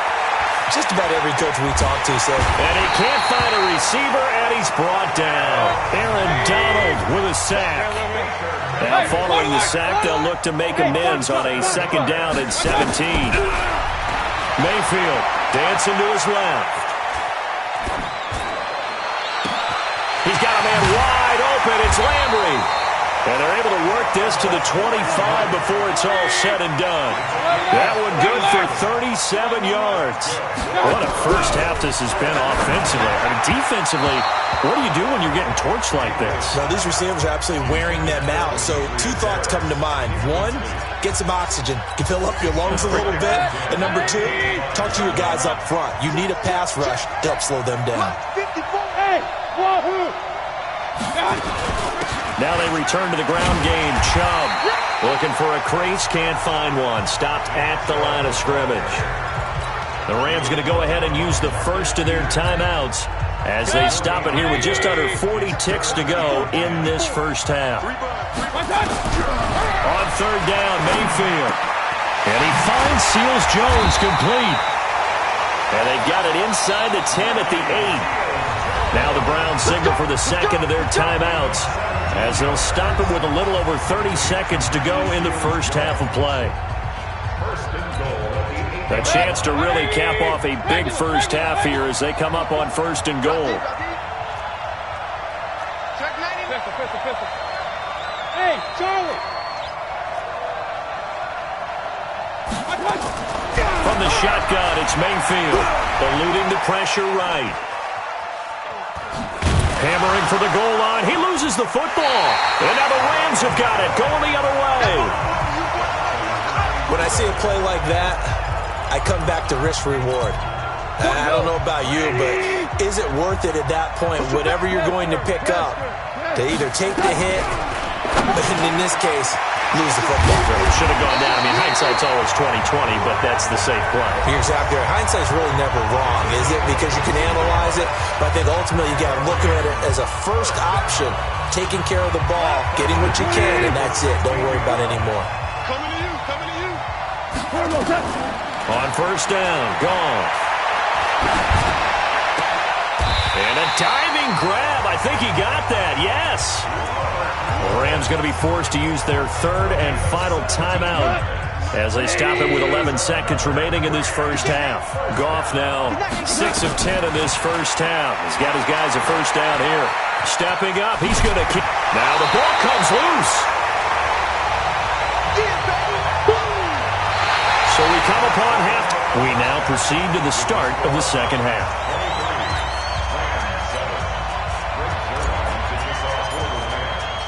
The Browns are going to get the second half kickoff, and they've got this lead as well as we are back and underway. And they will not get a chance to return this one as it's through the end zone for a touchback. Here's the Browns offense now getting set to start off this third quarter. They built a good first-half lead. Now they have a chance to add on to it. And what I'm thinking is that the offensive staff spent the entire halftime just working with them on, here's what we think they're going to do to attack us in the second half. Nice first half that we've had, guys, but be prepared for some change-ups. We're going to see them when we kick it off. And got his man complete. And they'll get this well past midfield before being stopped just before the 35. It's nearly a 40-yard gain on the opening play of the quarter. And he is met in his tracks behind the line of scrimmage. That's going to go as a loss of 2, and it'll be second down. And plays like that are exactly what this defense needs here early in the second half to give it a little spark. I think their halftime adjustment, what they talked about, maybe it was just a little inspirational speech. Who knows? But looks like they're ready to go. He finds his target, Beckham. And he gets this one inside the 15, just a yard or two shy of the 10. 27 yards there, a first down. On first down, they'll run with Chubb. And they'll lose yardage here. They go backwards to the 13-yard line. That's going to go as a loss of a yard, and it'll be second down. And that's what this defense is going to need to do more in the second half. Good pressure that time, forces some indecision in the backfield. He's going to wind up being taken down for a nice loss. On second and 11 now. Mayfield flush to his right. That's out to Chubb, complete. And here he'll get it down to the 7. 5 yards on the pickup, and all of a sudden here it's third down. Everyone's got to be able to catch the football. Doesn't matter what position you play, but if you're on offense, be aware a ball may come your way. Buying time to his left. And they're going to get him. They bring him down to the sack back at the 16-yard line. Samson Abuka coming in to drop it for a loss of 8, and it also brings up fourth. They've been moving the ball well offensively, really getting into a groove. Last play, pass completion. Now, finally, the defense gets there. And you have to find a way to disrupt their rhythm. Do you do it with coverage, or do you do it with pressure? They elected to go with pressure, and it was the right call. So unable to convert for the touchdown inside the red zone, but they do come away with 3. Yeah, it's a 32-yarder. That's essentially an extra point nowadays, right? Because it's 33 as a general rule for these guys. So it should be a simple... Set to begin their next drive, the Rams offense at the line. They're down in this game. A chance for the offense, though, to put something on the board, get some momentum here in half 2. Try and get things kick-started for them. And you know it. Oh, a ball batted in the air, and now it's intercepted. Picked up by Morgan Burnett, and he's able to get it back here to the 43-yard line.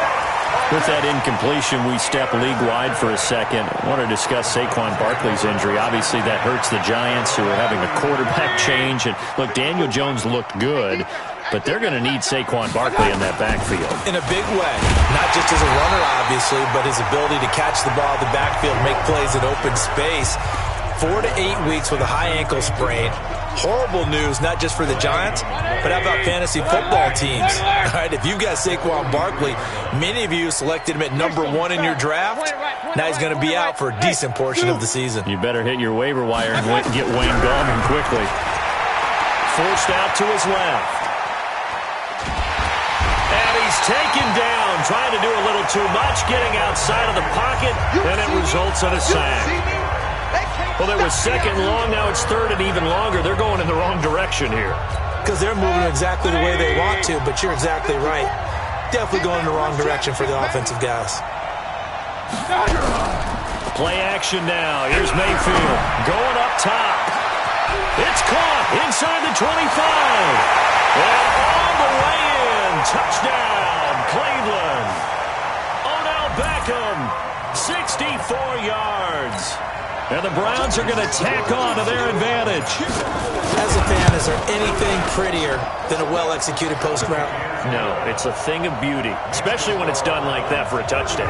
The throw, the catch, and how about the run after to get it to the end zone? Following the touchdown, here's Seibert now to kick it off. This will be taken in at the 1. And he'll make it across the 20 as his guys will set up shop at the 23-yard line. And the Rams now coming out on the field. And last time, one-play interception. So this offense, they should be fresh. That's a good way of putting it.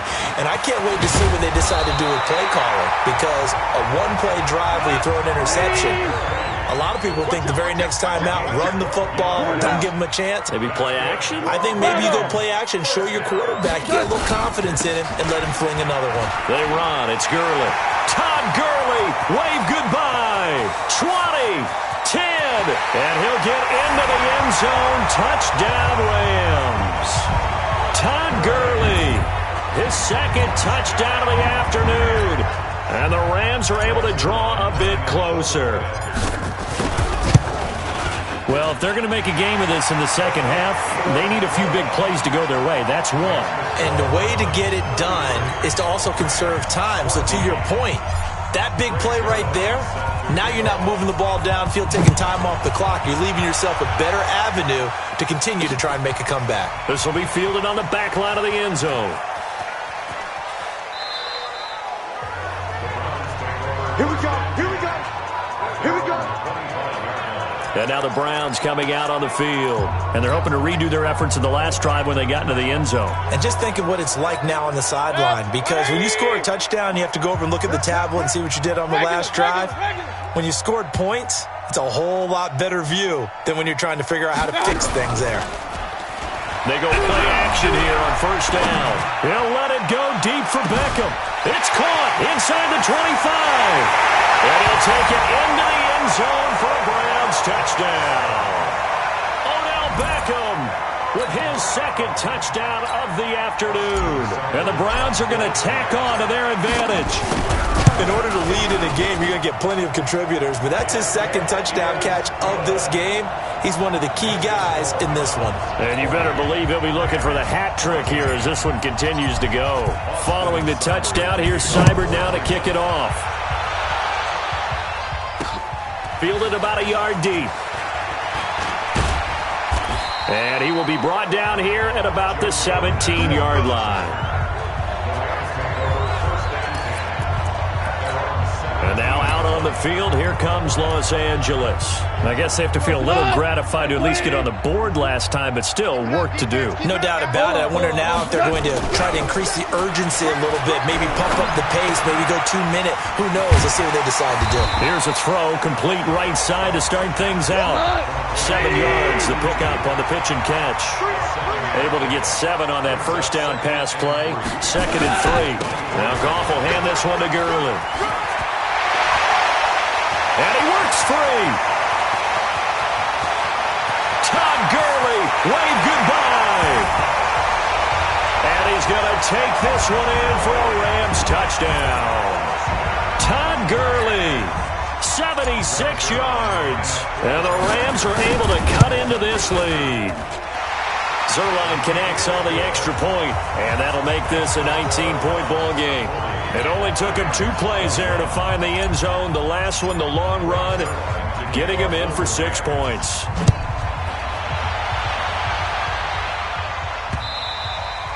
And that'll carry over the back line of the end zone for a touchback.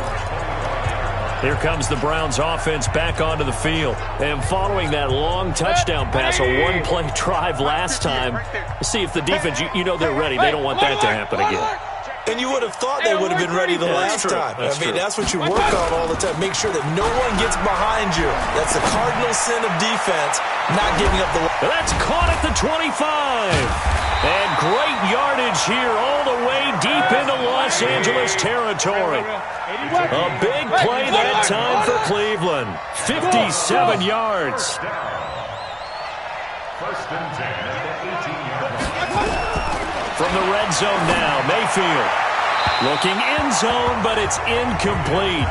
The Pro Bowler Odell Beckham, the intended receiver. And that'll bring up 2nd down. And that's one he's got to be happy to have back. There wasn't a hole open in the zone. You'd have to think on early downs like that first down there, need to be a little bit more careful. Yeah, fortunately for him, got a couple more downs to play with. And he'll take it from the 18 to the 15, a gain of 3.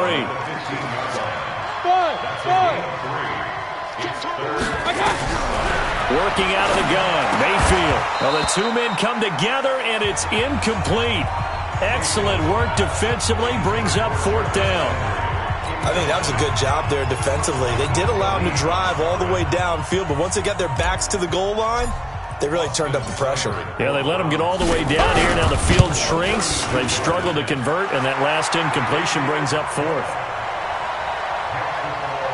So the drive stalls out inside the 15-yard line, but they do get 3. And I've talked with enough players nowadays that when they have these types of kicks, that no one says to their guy, hey, that's just like making an extra point, piece of cake. Because the extra point is not a piece of cake anymore. But kicking a field goal from that distance, just give him confidence and let him knock it through. And our attention shifts to Todd Gurley. He has had a whale of a game. In the third quarter, you're already over 200 yards. I don't know what more he can do at this point. Not a whole lot, and what he has found is that zone that we always talk about, where every carry feels great.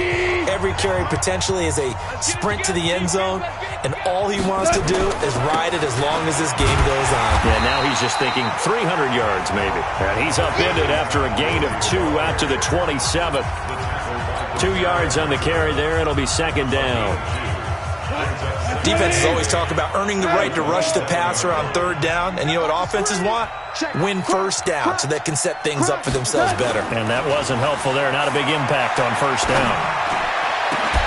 They try to throw on second down, but this one is incomplete. And it is true. You can draft the fastest. You can draft the most athletic guys. But if they don't know the art of positioning, sometimes it's all for naught. In this case, in the right spot, he'll force the incompletion. Yeah, but had his hands on it for a second. Would have been a tough catch, though. Falls incomplete. To throw is gone. Being chased out left. And time finally runs out. He can't get rid of the football, and he's taken down. Larry Ogunjobi drops him for a loss of 10, and it's going to be 4th and long. I think we've seen this before. Someone's down 3 scores. That situation there, it's just going to add to their growing frustrations, don't you think? Yeah, bad number 3 right now. 3-score game. Now a clash of bodies here, and it's intercepted. It's T.J. Carey who picked it, and they will take over possession of the football at their 42-yard line. The Browns drive about to get started, and now you've got the clock winding down here in the third quarter. You're 3 scores to the good. What's your approach on this drive? Too early to fully commit to playing the clock game. Yet at the same time, you're also not going pell-mell like you would in 2-minute offense. This is what NFL offenses call 4-minute football. Take the clock out of the game a little bit, wind it down, but at the same time, keep advancing the ball down the field. And again, it's Chubb. And he'll be brought down right at midfield after a gain of only a couple. Bottom line, they want to keep this clock rolling, so they'll take that one right there. They just want to keep falling forward, and they want to put the onus on the big fellas up front in order to bring this one home. In your face. They run it again with Chubb. And he'll lose yardage on the play back at the 45-yard line. Boy, that's a 5-yard loss. 4th down now. When this offense gathers to watch the tape, they're going to like a lot of what they saw. They put up big numbers, but they might fast forward through that last play. Oh, there won't be any fast forwarding, partner. I've sat in those sessions before. You end up spending more time on the bad plays than you do on the good ones. It's just the nature of coaches. But I know sitting in that room, when you've had a big game, the night that they've had, you don't want to hear that. You just want to focus on the good stuff. It'll be a 39-yard punt, no return. And the Rams will be backed up deep to begin the drive as they take over 1st and 10. Goff will lead the Rams up here 1st and 10 at their own 11. Goff going to hand it to Gurley. And he'll take this one only up to about his 13-yard line. Give him a couple on the carry there. 2nd and 8. Throwing on 2nd and 8. Goff. And that one got tipped. Kind of threw everything off. It brings up 3rd. Another incompletion. You know, it's a wonder he's still moving around back there the number of times he's been sacked. Yeah, he's staying out there, isn't he? And you don't think about it much in a game like this, but he's showing incredible leadership. Still competing, still fighting, not taking himself out of a ball game that appears lost. And they'll hustle up to stop him well shy of the first, right around the 15. Give him a couple on the run as it brings up a 4th down. The Rams going for it on 4th. Gone. Nowhere to escape, and he goes down. No luck for the Rams as they fail here on 4th down. And, boy, that means this next drive is going to start at the 3-yard line. Well, at this stage of the game in the second half, down 3 scores, I guess they felt like they needed to push. And let's face it, with this deficit, if they give up another score here after they didn't get it, does it really matter? Right. It really doesn't. They had to go and try and make something happen if they had any chance of winning this game. Mayfield now. And this play doesn't go anywhere. Backwards, losing yardage to the 11. It's a loss of 8 there on the first down play. When you lose that kind of yardage on a pass play, you often expect it to be a sack. But that wasn't the case there. They completed the pass. Probably would have been better off just dropping the football and making an incompletion as opposed to catching it and losing that kind of yardage. Hey, 7. Hey, one set. Check Mike 54. Mike 54. Throwing again on 2nd down. Mayfield escaping the pressure right. And this is going to be intercepted. Picked off by the safety, Eric Weddle. And a big turnover there as his guys will get the football back. So they get the takeaway, but that's just step 1. They still have a lot of work to do. But they don't want to focus on that now. Now it's about getting the ball in the end zone and hoping they can take it away again. Yeah, still a 3-score game, though, 4th quarter. Now a draw as Goff gives to Gurley. And he's going to get a solid gain of 9 before being brought down. 2nd and right of the yard.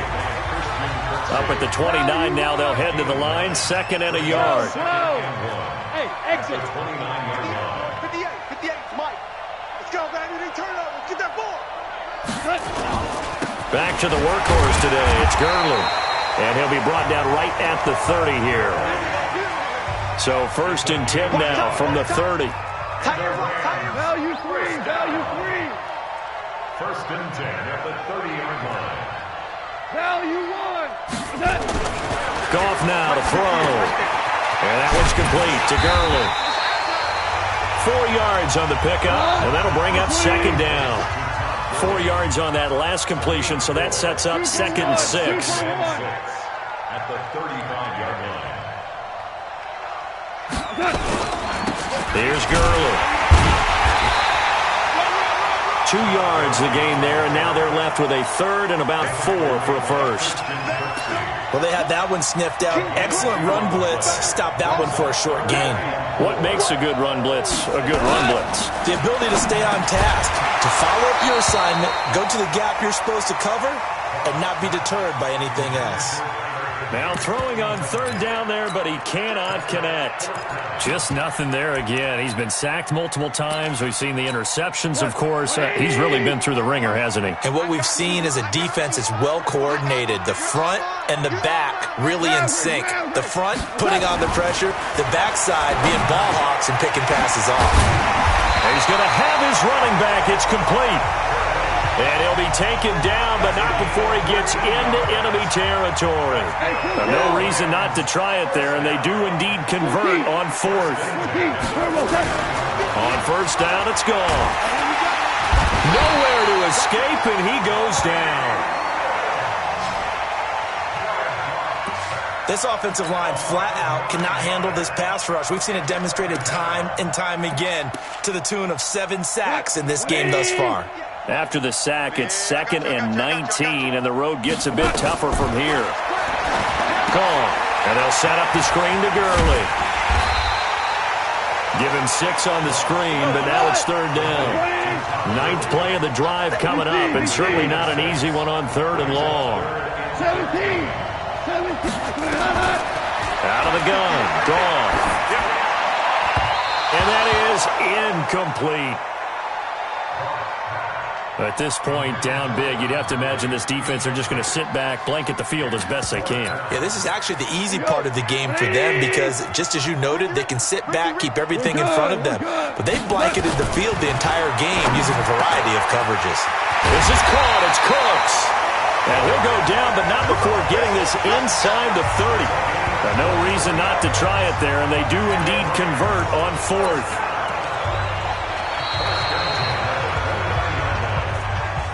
Just 2 minutes remaining here in the 4th quarter of what has been a one-sided affair.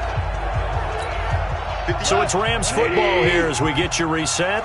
They've got a 1st and 10 as they search for a late score. Bullet high. Check three. Go. Goff on 1st down. And that's going to be incomplete. Too tough to hold on to that one. It's 2nd down. Another pass attempt, another incompletion. You figure defensively, you're in the 4th quarter here. You've held a team under 100 yards passing. You've done your job. Especially in today's NFL, which is truly a pass-first league. Gurley.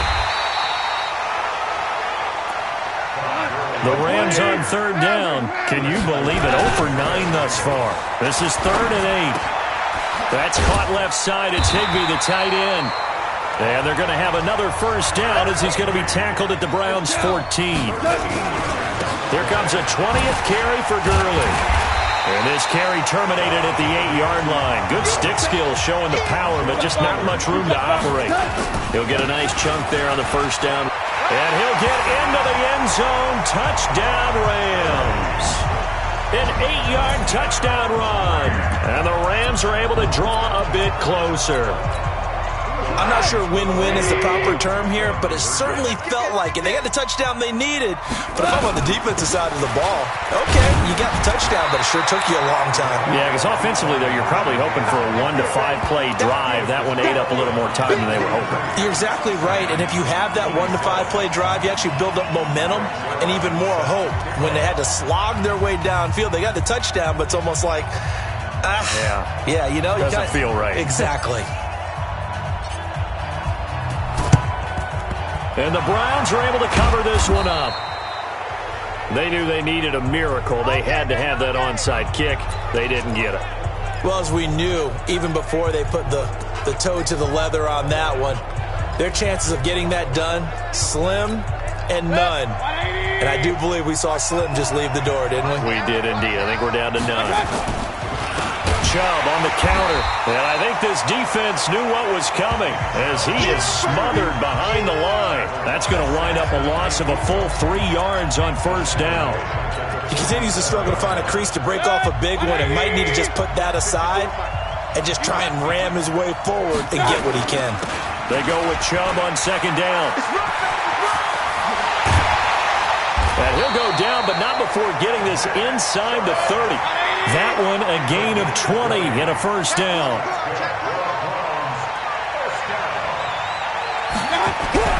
Well, the lead late in the 4th, but Mayfield's going to throw it over the middle to Beckham. And he is into the end zone. Touchdown, Cleveland. Odell Beckham, 27 yards. And the Browns are going to tack on to their advantage. I've got to laugh here, and I really don't want to because the old school in me is not happy about this score this late, not necessary. But this is Madden, isn't it? Yeah. This is how it works. Rub it in. Have a day. I mean, what does it matter? These guys who are playing in this game, there are no feelings exactly. there. They don't have to face the guy. Well, they might if they're in the same room going head-to-head. But that's the about virtual guys on the screen don't have to face each other after this one. In that case, run it up. This will be fielded on the back line of the end zone. And no run back here. This will be a touchback, and it comes out to the 25-yard line. The offense now at the line, ready for their next drive. They're down big here late. I don't know. You just one last drive here for pride? Some people like to do that. I remember playing for a guy once. We were down huge, and someone said, "Coach, what do you want to call?" He just waved a hand like, "Who cares? Let's get out of here and do something some other time." But some teams like to do something at the end to feel a little bit better as they continue to move forward. Yeah, probably just want to put this one behind them. They'll come up now 2nd and 4 from the 31. Again, they run with Gurley. He's brought down at the 34. Call it a gain of 4. A big offensive explosion helped leading them to victory. And the defensive guys, they're just saying, hey, put those points up every week. We'll just keep winning. They will gratefully accept them, won't they? It makes their job that much easier when they're scoring that many points, allows them to play with a totally different style and a different flow.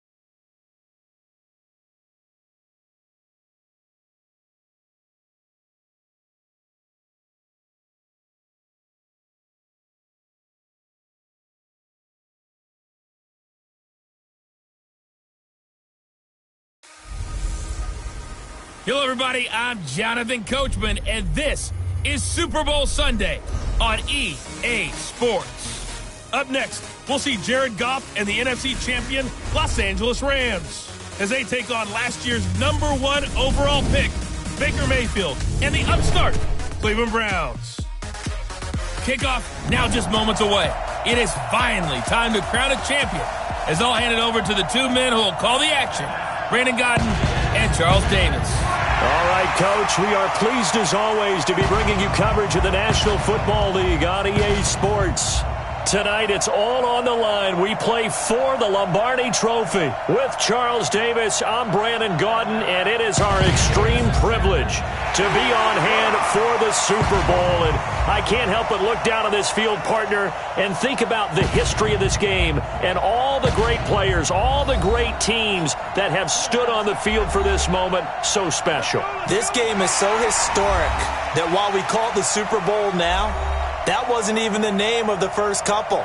It was the AFL, NFL World Championship game before the Super Bowl really took hold.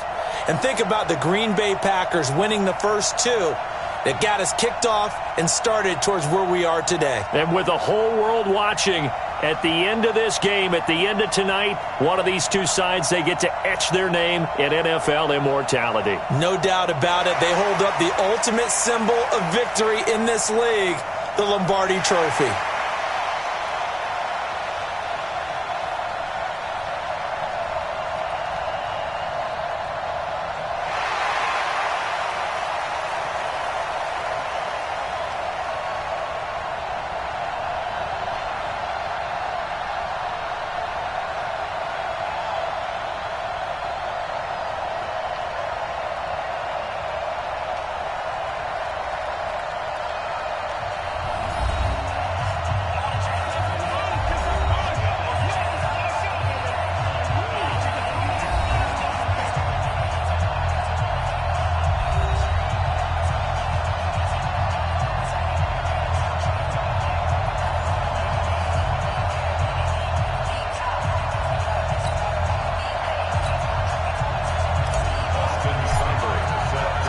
The first Super Bowl of the new decade, Super Bowl 54, is underway. That's fielded in the end zone. And no run back here. This will be a touchback, and it comes out to the 25-yard line.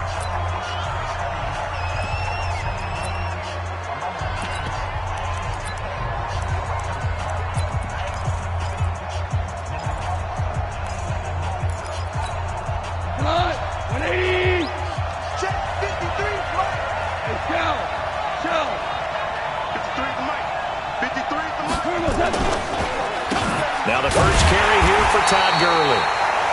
Trying to run inside, but nothing there. Calling no gain on the play, and it'll be second down.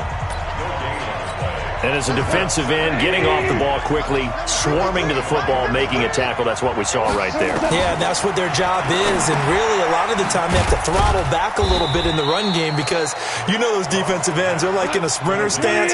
They're just headed straight for the quarterback. That was good recognition on that play to hold them to no gain. And, partner, I think that's a great example that not all tight ends are created equal because everything was right. Got the completion, but he's not one of the more dynamic guys in the league. So even though he caught it, couldn't turn it into much more. A gain of 37. Well, things are looking pretty darn good on this first drive, aren't they? Came right out, set the tone, this time with a big pass play. And if the peek behind the curtain that they gave us or their game plan, I don't think that's going to be the last one we see. I think you're exactly right about that. 53, Mike. Delayed give, Goff to Gurley. And an alley to run. And they'll get this one down to about the 20-yard line. They moved the ball over 50 yards between this play and the last one. Quite the opening drive march they're on right now. It looks a lot like what we saw in practice prior to the game, doesn't it? You know, because on that last big practice beforehand, you go through your offensive script. You go through your play calling. You go through all the stuff and establish things. And it looks like it's going like clockwork right now for them. After the incompletion, here's 2nd and 10 from the 20. Goff turns and gives to Gurley. And he'll get this one down to about the 17. It's a gain of about 3, but it's going to leave him with 3rd and still 7 yards to go. Typically, we think it's the strong safeties that are better tacklers, especially closer to the line of scrimmage amidst traffic. But in this case, how about the free safety coming up? And he's going to take this one in for a Rams touchdown. With the first touchdown of this Super Bowl. And the Rams take it right down and score on the opening drive. Brandon, this is the Super Bowl. A touchdown scored in any game is big. In this one, it's massive. Zerline good with a PAT, and it's now a 7-0 game. So this drive spans 7 plays, and the result for the Rams, a touchdown. Now after the touchdown, it's Zerline. He'll kick it away.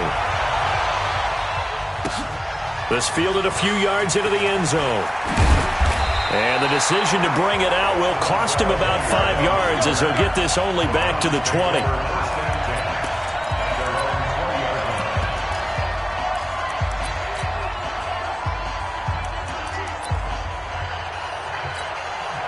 Mayfield going to lead the Browns up now, 1st and 10 at the 20. First carry for Nick Chubb. And he'll push forward for about 4 up to the 23.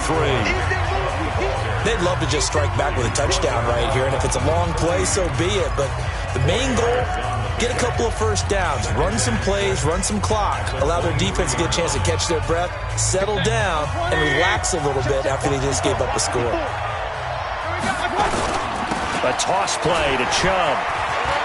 And some room to roam now.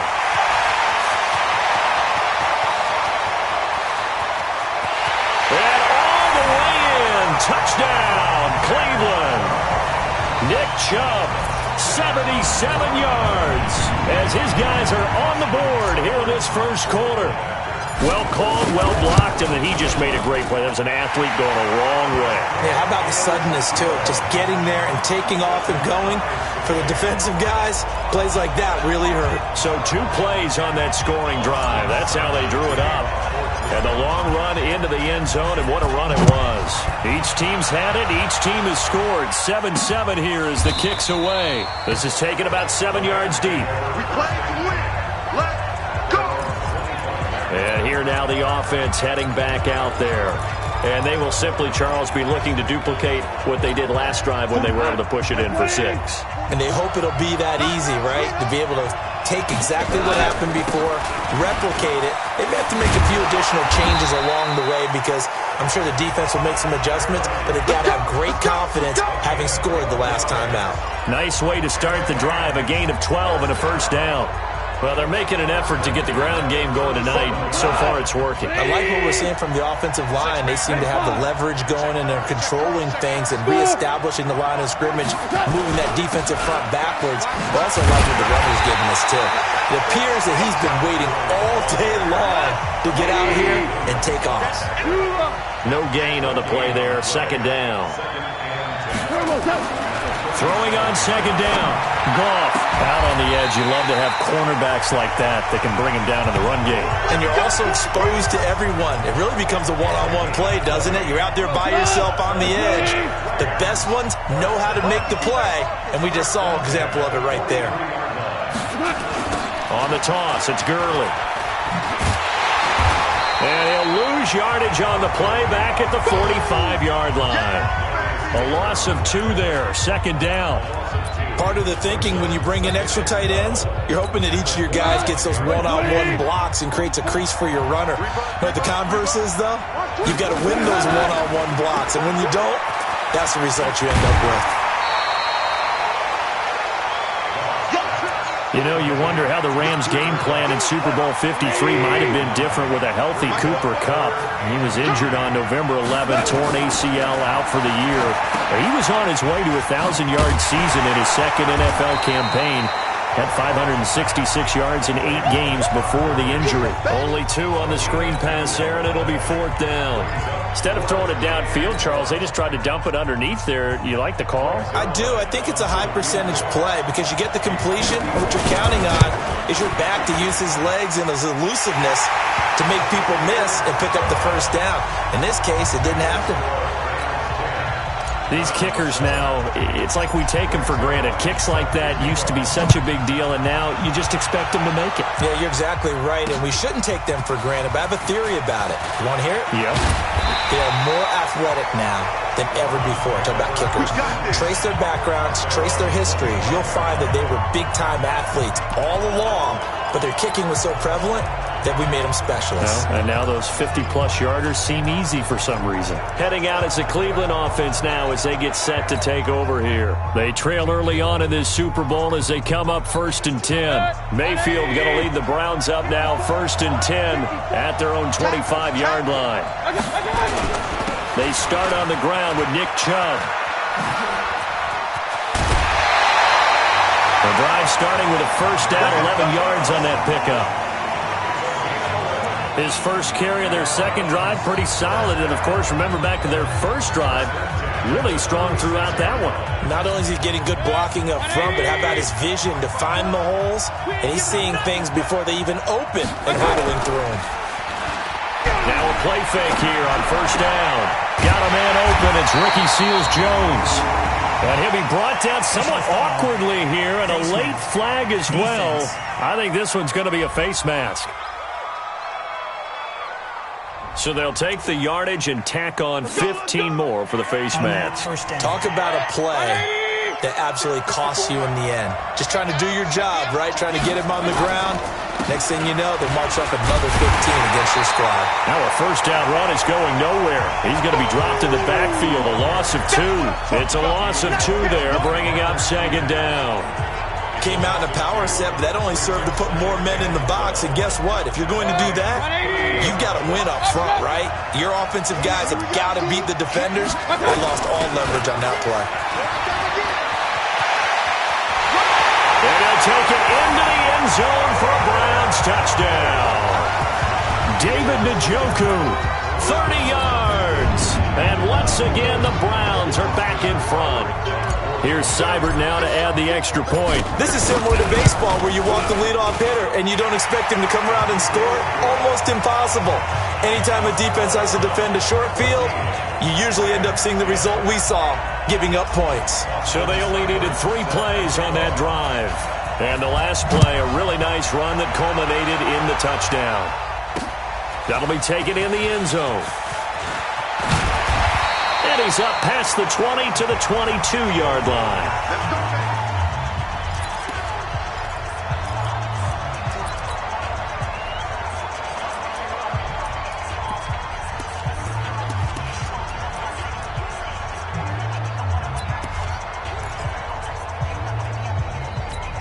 The offense back out there at the line, ready for their next drive. And fortunate to get points on the board last time. They had to hit a really long field goal to do so.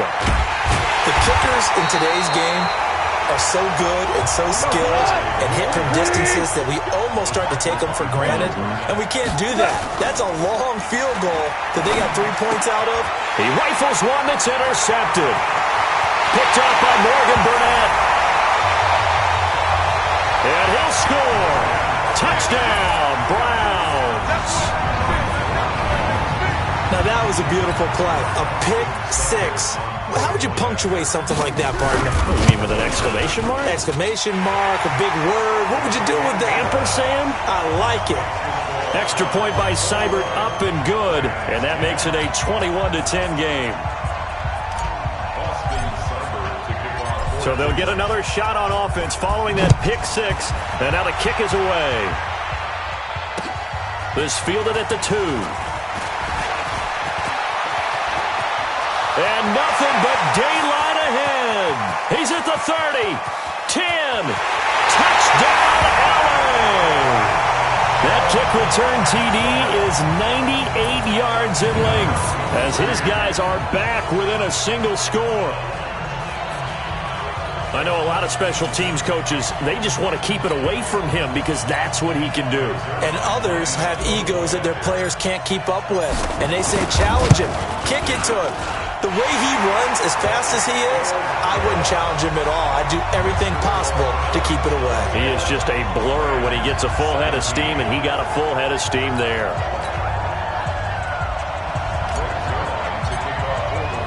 So let's try this again. After the kick return TD, here's yet another kickoff.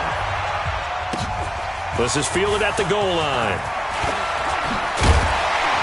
And he'll get it up past the 20 to the 22-yard line. And now Cleveland geared up to take the field. Now right now they're saying, hey, let's keep this going. 2 drives, 2 touchdowns. Yeah, can't ask for a better start than that, can you? I mean, this is the way you practice it. This is the way you rehearse it. But right now, the play calling, they're locked in really well. Mayfield going to lead the Browns up now, 1st and 10 at their own 22. A running play here on 1st down is going to go nowhere as he is tackled behind the line of scrimmage. That'll set him back with a loss of 3 on the play. And that'll make this a 2nd and 13. So now they have to contend with 2nd and 13 after the 1st down run goes backwards. From the gun, Mayfield steps away to his left. He'll let it go deep for... It's caught inside the 25. And he'll take it into the end zone for a Browns touchdown. Odell Beckham, 81 yards. And the Browns are able to strike quickly for 6. Now, 1st quarter, and this lead is already getting into dangerous territory. They better be careful on the other sideline. Yeah, it feels a little bit more like a basketball game where one team is pressing and that team can't get the ball over half court. I mean, it's stealing it and scoring it, layups, the whole deal. That's what it feels like right now. They are all over them. Following the touchdown, here's Seibert now to kick it off. This is taken about 7 yards deep. And he'll take this up past the 20 and down at the 22-yard line. Rams offense working their way back out here at 3-0 on the young season. Interestingly tied with the San Francisco 49ers atop the NFC West, also at 3-0. But let's look ahead for the Rams. They host Tampa Bay, then they'll travel to Seattle. How much do you like this Rams team, Charles? I like them a lot because we've... Todd Gurley, wave goodbye. The 20. 10, touchdown, LA. Todd Gurley. 78 yards as his guys are back within a single score. And with that carry, he's already over 100 yards here in the 1st half. And, partner, you know exactly what he's saying to his teammates right now, right? Especially to the play call. Give me the ball. Again, and again, and again. It's not that heavy, sir. I'll take it. Zuerlein connects on the extra point, and that makes it a 28-24 game. Now after the touchdown, it's Zuerlein. He'll kick it away. This fielded a few yards into the end zone. And deep in his own territory, he coughs up the football.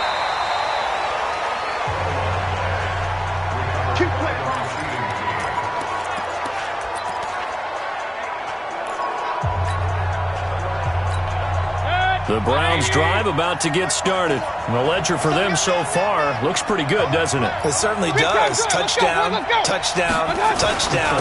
Not sure it can be much better than that. They've got to feel very good about the groove that they're in at this stage of the game. And he's taken down. It's a gain of 3 from the 17 to the 20. Not much happening there on first down. I thought there might have been a hole for a split second. Yeah, but it dried up pretty quickly, didn't it? Closed fast. A run for Nick Chubb. And he'll get this up to the 30-yard line. Here we go. Here we go. Here we go. And that last carry puts him right at 100 yards for the game. So how has he done it? Because he's been patient, followed his blocks, let everything develop, and then burst through for big gains. And he can't find anywhere to go with it. And he goes down. Clay Matthews in to drop him behind the line for a loss of a yard. So this has been a lot like a tennis match, hasn't it? Back and forth. Both these offenses having their way so far. So maybe the question isn't who's going into heavy traffic, and it's intercepted. Picked off by the safety, Eric Weddle. And the return stops at the 39-yard line. Partner, when you're playing cover 2, this is like a tag team for the safeties. Each of them gets a half-field responsibility. Their job, stay as deep as the deepest receiver in any zone, read the football, and go make a play. In this case, the free safety made the best play, an interception. Now, meanwhile, a pass that should have been intercepted, but it winds up falling incomplete. Okay, I got a quick tangent for us here, Charles. Let's look at the teams that have not yet won in the NFL, the 0-3 teams, the Jets, Dolphins, Bengals, Steelers, and Broncos. Who do you think is the first to get off the schneid? Well, when you look at it, who has the open week? Who's safe? The Jets? The Jets, yeah, they don't play anybody, so they're not going to win this week.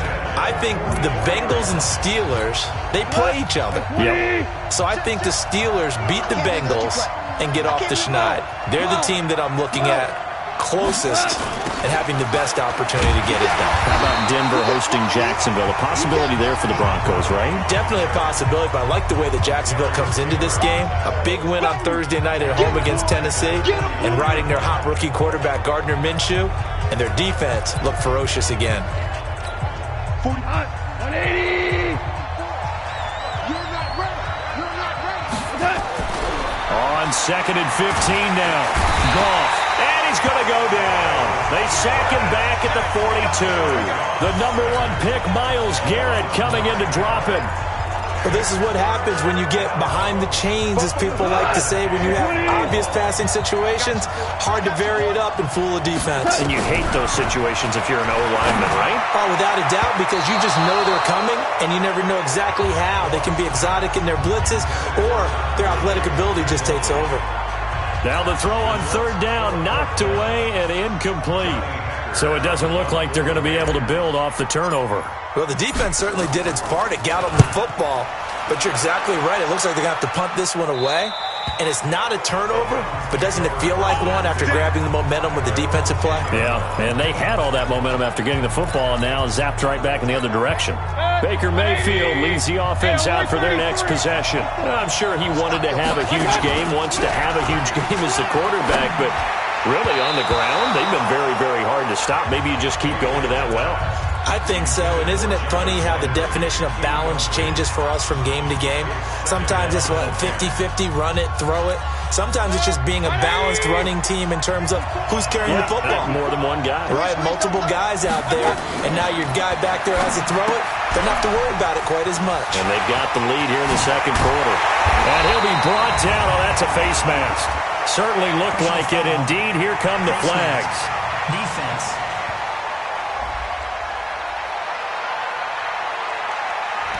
Well, we looked at each other right away. We knew that flag was coming out. And I always enjoy the conversation post, because officials always tell you, I don't want to throw the flag, but you caused the play. You did it. I had to. A run on 1st down, but it's not going to get him much. Maybe a yard, and that's all. Marcus Peters up to make the tackle. They go play action. Mayfield. And oh, what a catch that time by Landry. That goes for a gain of 31. So how about this for field position after the big play? Inside the 15 now as they come up on 1st and 10. And for one of the first times tonight, he's going to be held up at the line of scrimmage. He's having a big game running the football, but that one will hurt the yards per carry a little bit. Yeah, but the average he's got so far, that's the type of average he wants to take with him to contract negotiations, doesn't he? Now a second down throw for the end zone, but it's incomplete. He was looking for Landry that time, and it'll bring up 3rd down. They come up to the line now facing a 3rd and 10 after the incompletion. Mayfield. This is caught. And he is into the end zone. Touchdown, Cleveland. A 14-yard touchdown. And the Browns are going to tack on to their advantage. Seibert on for the PAT. The tight end position has always been dangerous, especially in the red zone, short field. But now even more so because these tight ends aren't necessarily the tight ends of old. They're the rocked-up wide receivers who have a little bit more speed. Way harder to cover than before. This is fielded a couple yards deep. And the decision to come out is going to cost him 5 as he's taken down right at the 20. Let's go. Todd Gurley and the offense, they get set and trot back out there now. And Charles, you can't really fault him. He's over 100 yards already. He's not the reason they're losing. And that is really unusual because ordinarily when you've set the tone this way and have run it this effectively, usually your team's in control. So it's a very strange situation. And you're right, you can't fault him. He's done a great job for his team thus far. I'm guessing he's saying, feed me on the sidelines. Now will they continue to do it? Throwing on 2nd and 8. Goff. And he fires one that's intercepted. Picked up by Denzel Ward. And he takes this one back into the end zone. And the Browns defense has a touchdown. What you just saw there, first-round talent, second year, even more success. A pick-6 for a touchdown. A great play. And it's tough for these guys, you've told me before, to adjust in the secondary as a first-year guy. So that sophomore season is big for them. They really start to expand the playbook for them even more. Sometimes they dumb it down a little bit to make them comfortable year 1. By year 2, they should have all the nuances, and now they've adjusted to the speed of NFL play as well. Showed right there. They'll bring it back to just about the 25. Call it the 24-yard line. Todd Gurley and the Rams offense set to take over. He's been good. They've utilized him well, but they're losing here in the second quarter. What might they change offensively? I think that what you try and do is expand how you get the ball to him a little bit. Get him out in open space, maybe swing the ball to him. What's that they used to call in the West Coast offense, the long handoff. Serve as your running play that way, as well as continue to feed him the football. Some of these runs now may pop bigger later in the game because of the effects of running it. Sometimes people, after a while, they don't want to tackle him anymore, or they get tired, or they get out of position, or he runs through tackles. Continue to feed him the ball. He's having that kind of game. Yeah, might they get him the ball in some space in some different ways here? After an incomplete pass on 2nd down, that'll leave him trying to convert on 3rd and 9. A shotgun snap for Goff. They got a man. It's Woods. Goff hitting Woods for a Rams first. So here's a 1st and 10 at the 38. They run out of the shotgun with Gurley. And he'll muscle his way up to the 43 for a pickup of right around 5. Value 3. Hey, Will. 2nd and 5 now. Goff. They go with a shuffle pass, and it's complete. 1:58 left to play till we hit halftime.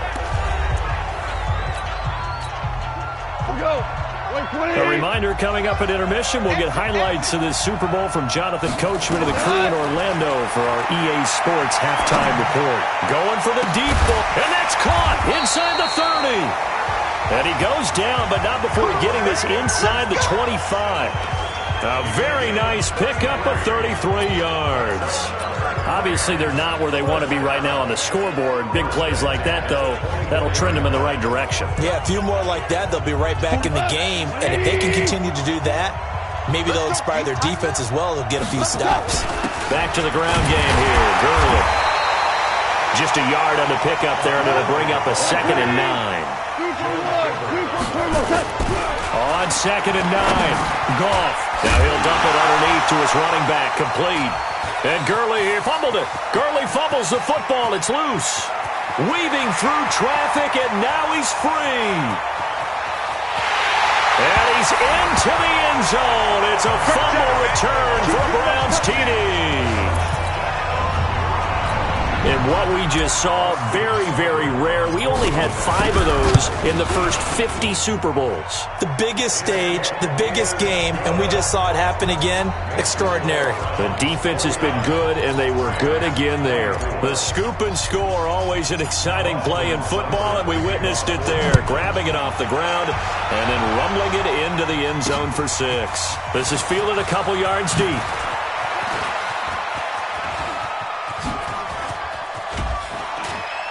And what a return. Great field position all the way out to the 48-yard line. For a quick second there, I thought we were about to have a repeat performance of a kickoff return for a touchdown. This guy's on fire today. Good starting field position for them here as they come up 1st and 10. Here's Goff. He's going to dump it off to Gurley. Takes this to the 45. Broken tackle. Bought him a little extra space. The Rams going to go ahead and use the first of their timeouts as they'll stop it with just over 40 seconds to go in the first half. Able to get 7 on that first down pass play. 2nd and 3. He gets it to Gurley. Complete. Breaks the tackle. He's got room to run. 25 yards there on the catch and run.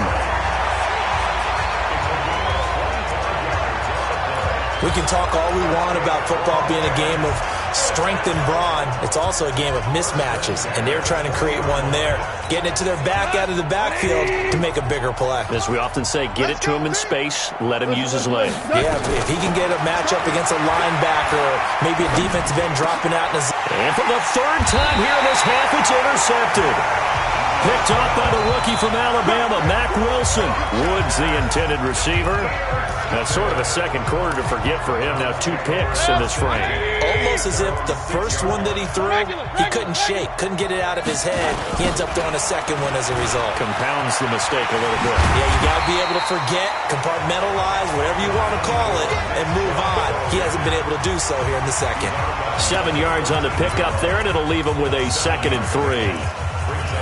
Now, that's a decent amount of aggressiveness right there. Inside their own 10-yard line, they still run the toss, even though they know that that can be a little bit of a dangerous play, and it pays off pretty well with a nice run. So they'll come up after the gain of 7 on a 2nd and 3. To throw, Mayfield. Caught left side, it's Beckham.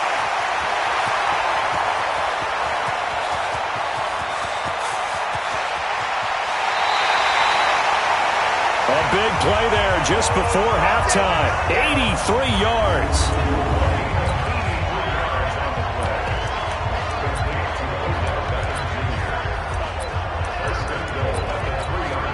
So that's about as long a non-scoring play as you're going to see from inside their own 10 to 1st and goal.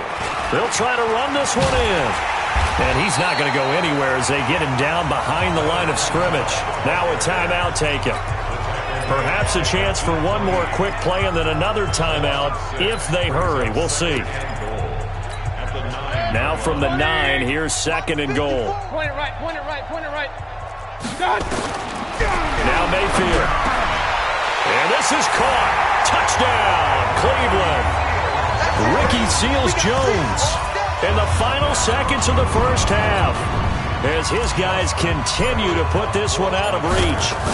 That's a lead that excites a team as they head into the half. Good way to finish things off. Yeah, able to extend that lead, and you always say it, that can totally change the complexion of half number 2. Yeah, it changes your morale, changes your outlook, but even before that, Let's see if they decide to kind of squib kick or what they're going to do on the kickoff, because you don't want to give up a big play right before the half ends. Good point. And he'll take this across the 25, a couple extra yards, up to the 27-yard line. Trying to get one more in here before the quarter breaks. The final shot before break here. Goff. They'll try and set up the screen. It's complete. So we've come upon halftime in the big one, the Super Bowl. As we see, so the halftime show of the Super Bowl abbreviated, ready to go for the second half.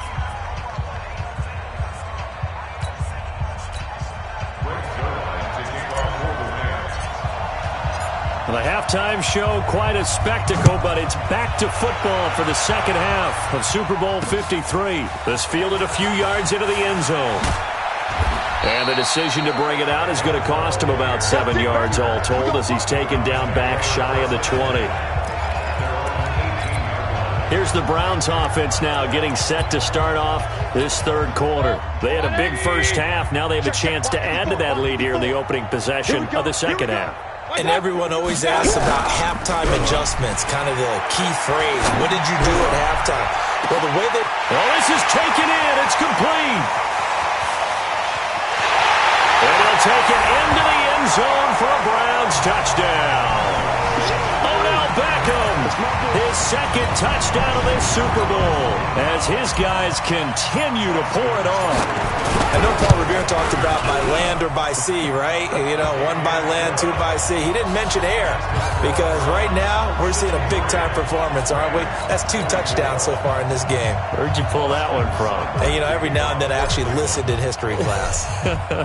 And you're just a scholar all the way around. You're reading all the time. I like that you fit that into the broadcast. You know, I just grab a nugget when I can. And no run back here. This will be a touchback, and it comes out to the 25-yard line. Now the attention turns back to the Rams offense as they get ready for their first possession of the second half. They trail offense, first time to touch the ball in quarter 3, and we'll see what they can do. And I can't wait to see what they have planned, because some teams script to start a half. Other teams just go, okay, these are the sequence of plays we want to run. These things worked well for us.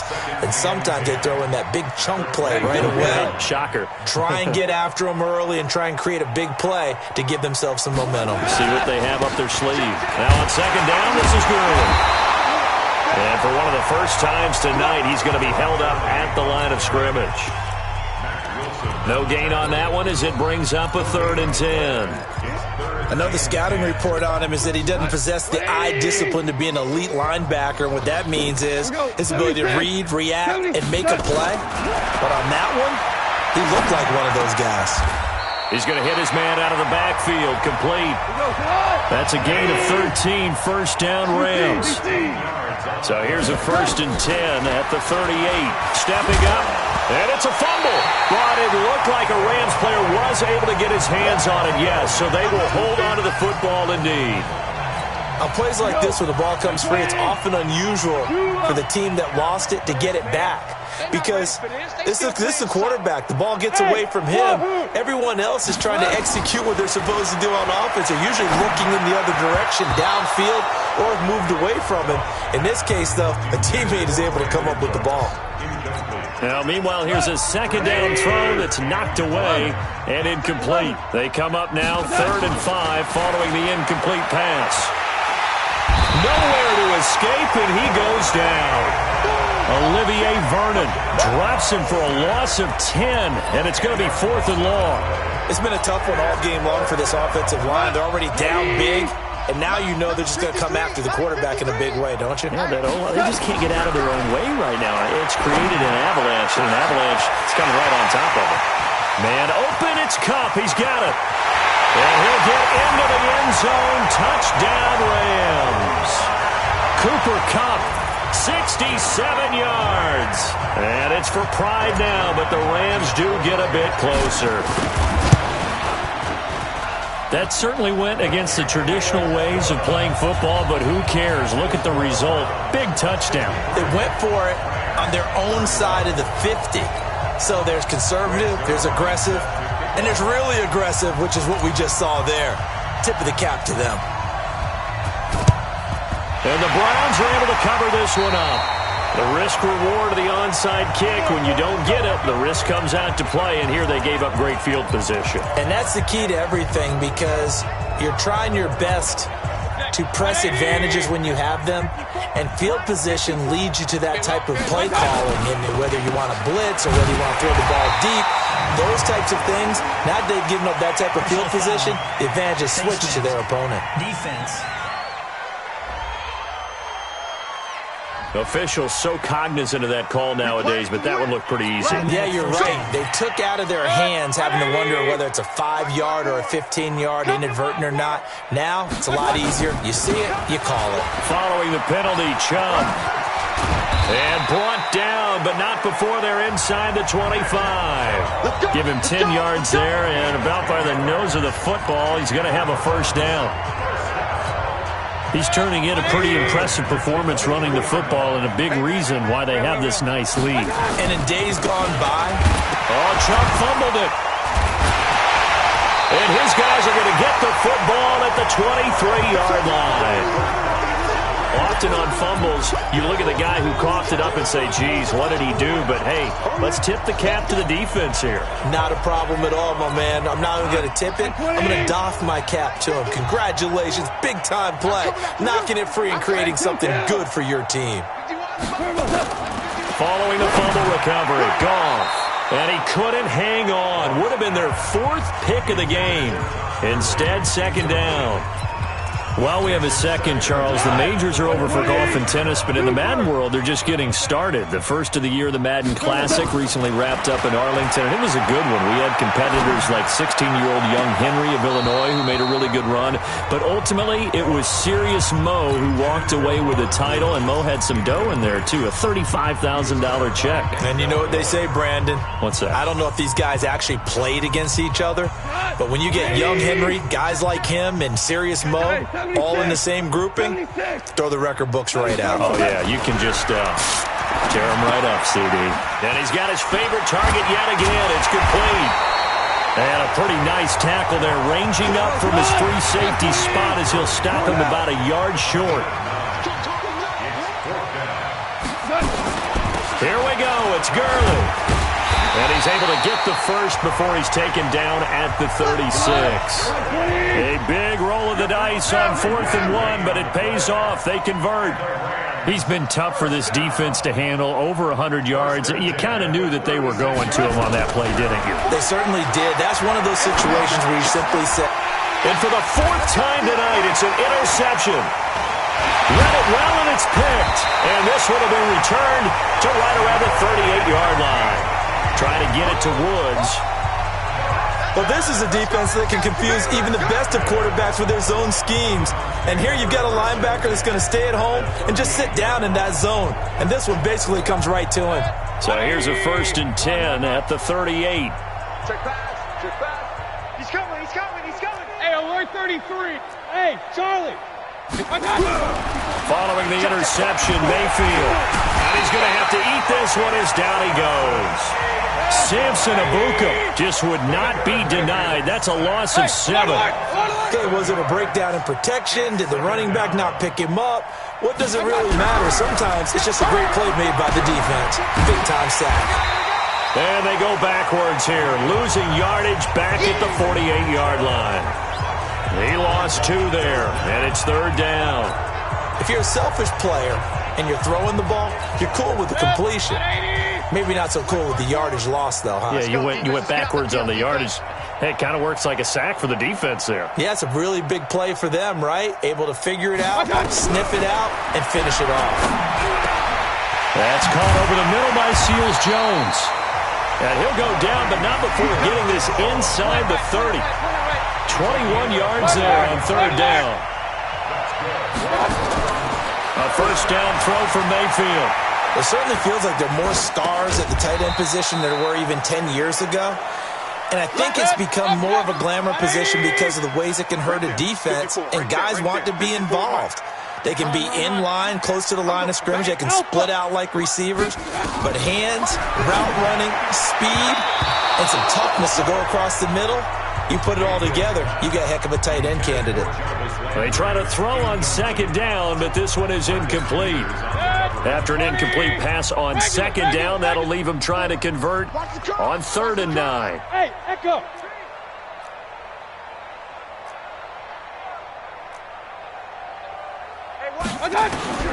Going to the air again with Mayfield. Flushed out right. He finds Beckham complete. And he is into the end zone. Touchdown, Cleveland. Odell Beckham with his 3rd touchdown of this Super Bowl as his guys continue to put this one out of reach. Extra point by Seibert, up and good, and that will extend this big lead. That time a 6-play drive, and it ends with a touchdown for Cleveland. Following the touchdown, here's Seibert now to kick it off. And a fair catch signaled for and taken successfully. Here's the Los Angeles offense as they get set to take possession. They are right now just ice cold. I mean, they have struggled big time in this game, and they're getting blown out. How do they adjust? So tough because we always talk about it being a team game, and you need all 11 working well together. But every now and then, partner, you need that one guy who can make a play against all odds that maybe can ignite things. And I think that's what they're looking for right now. Yeah, you talk about going to your playmakers. They probably need to do it. Find someone that you're used to touching the football that makes big plays and give them that opportunity to maybe wake up everyone else. Space to maneuver at the 40. Todd Gurley, wave goodbye. And he's going to take this one in for a Rams touchdown. Todd Gurley, his 2nd touchdown of this Super Bowl. And the Rams do gain a bit of respectability. So the call's made by Sean McVay. They're going to go for 2.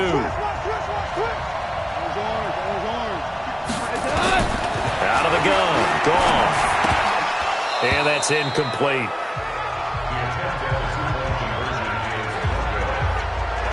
Protection was great. He had time to set up a campsite. But in the secondary, though, they were ready. And I think that in most places on the field, if you have that much time to throw the ball, someone's going to shake free and you'll find an open receiver. But condensed near the goal line on a 2-point conversion, all that extra, there's not any extra field. So it kind of closes in on them, and that allows you to cover a little bit better.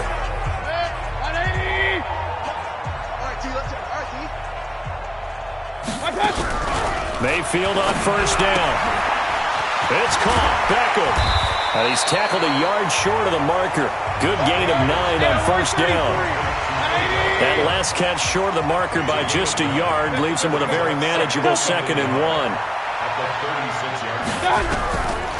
Throwing. Mayfield eluding the pressure right. Wide open receiver complete. And they do get him down, but not before he's able to slip it inside the 5-yard line. It'll go as an impressive 31-yard gain. They'll run with Chubb. And maybe a measure of revenge there. He's had his way in this one, but this time they get him behind the line. Back at the 5-yard line now, 2nd and goal. Here's Mayfield. And that's going to be caught for a Browns touchdown. Ricky Seals-Jones with his 3rd touchdown of this Super Bowl as his guys continue to pour it on. And this is obviously quite a performance. And most of the time when we talk about someone putting a team on their back, I think we're talking about a guy who runs the football. In this case, it's a guy out wide catching it, and he's done exactly that. Truly leading his team right now towards victory. 3 touchdown catches. He's been the headliner. This is fielded a couple yards deep. And all that work, but he stopped where he ultimately would have been, and he's simply taken a knee, and that's the 25-yard line. And now out on the field, here comes Los Angeles. Goff will lead the Rams up here 1st and 10 at their 25-yard line. They'll try and start the drive with Gurley. And he'll be upended at the 28-yard line. Just a 3-yard gain there. Here's 2nd and 7 now from the 28. Yet another carry here tonight for Gurley. And he is met quickly in the backfield. Down he goes, folded like a lawn chair. The tackle by a loss of 1. It's now 3rd and 9. Throwing on 3rd. Gone. This is caught. It's Cooks. And they nearly get this all the way to midfield. Mark him down at the 49. And they're able to convert on 3rd with a solid gain of 23. On the draw, Goff gives to Gurley. And this will be stopped at the 44. That one good for 7 yards.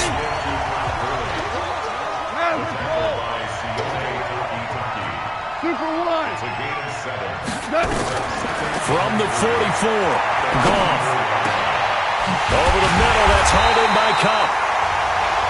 He'll get this one down near the 20-yard line, just shy of the 20. On 1st down, it's gone. And he can't get rid of it. He's taken down. Olivier Vernon able to drop him that time for his 2nd sack of the evening. How about that, partner? His 2nd sack of the game, and that puts him in some pretty good company. 17 guys have had 2 sacks in the previous 52 Super Bowls, but only 3 have had the record number of 3 sacks in this game. And we've got the list here. If he gets another one and everyone behaves nicely, we might just list those out for him. Another try after the 1st down sack. Goff. And he's going to go down again. Myles Garrett, his 2nd sack of the night. And on that one, the protection just broke down. You've got to have that leverage, don't you? We always talk about low man wins in the running game for an offensive lineman versus a defensive lineman. It's essentially the same thing in pass protection. Get lower than that defensive lineman so that you can keep your balance and keep him away from your guy trying to throw the football. And this is caught at the 8. And finally down he goes as they work it inside the 10 to the 7. They're able to convert on 3rd down, and that sets up a 1st and goal. And that'll move him a little closer as he takes it from the 7 down to the 4-yard line. 2nd and goal from inside the 5. They'll stick to the ground game with Gurley. And he gets halfway home from the 4 down to the 2-yard line. The line of scrimmage is the 2 here on 3rd and goal. They'll try and push it in with Gurley. And they're going to mark him down short, maybe by about a yard, if that. Only a yard there, so it brings up 4th and goal. Goal. This is a long drive offensively. Wouldn't you hate to end this with just 3 points? Doesn't it feel like during a ball game you have certain narratives going on and there's certain drives that seem to take on just a bit more importance than others? This feels like one of those, doesn't it? To me, 3 points here, a major letdown. This is the time to go and put 6 on the board. And it'll be intercepted. Picked up by the newest Cleveland Brown, Morgan Burnett. And a big turnover there as his guys will get the football back.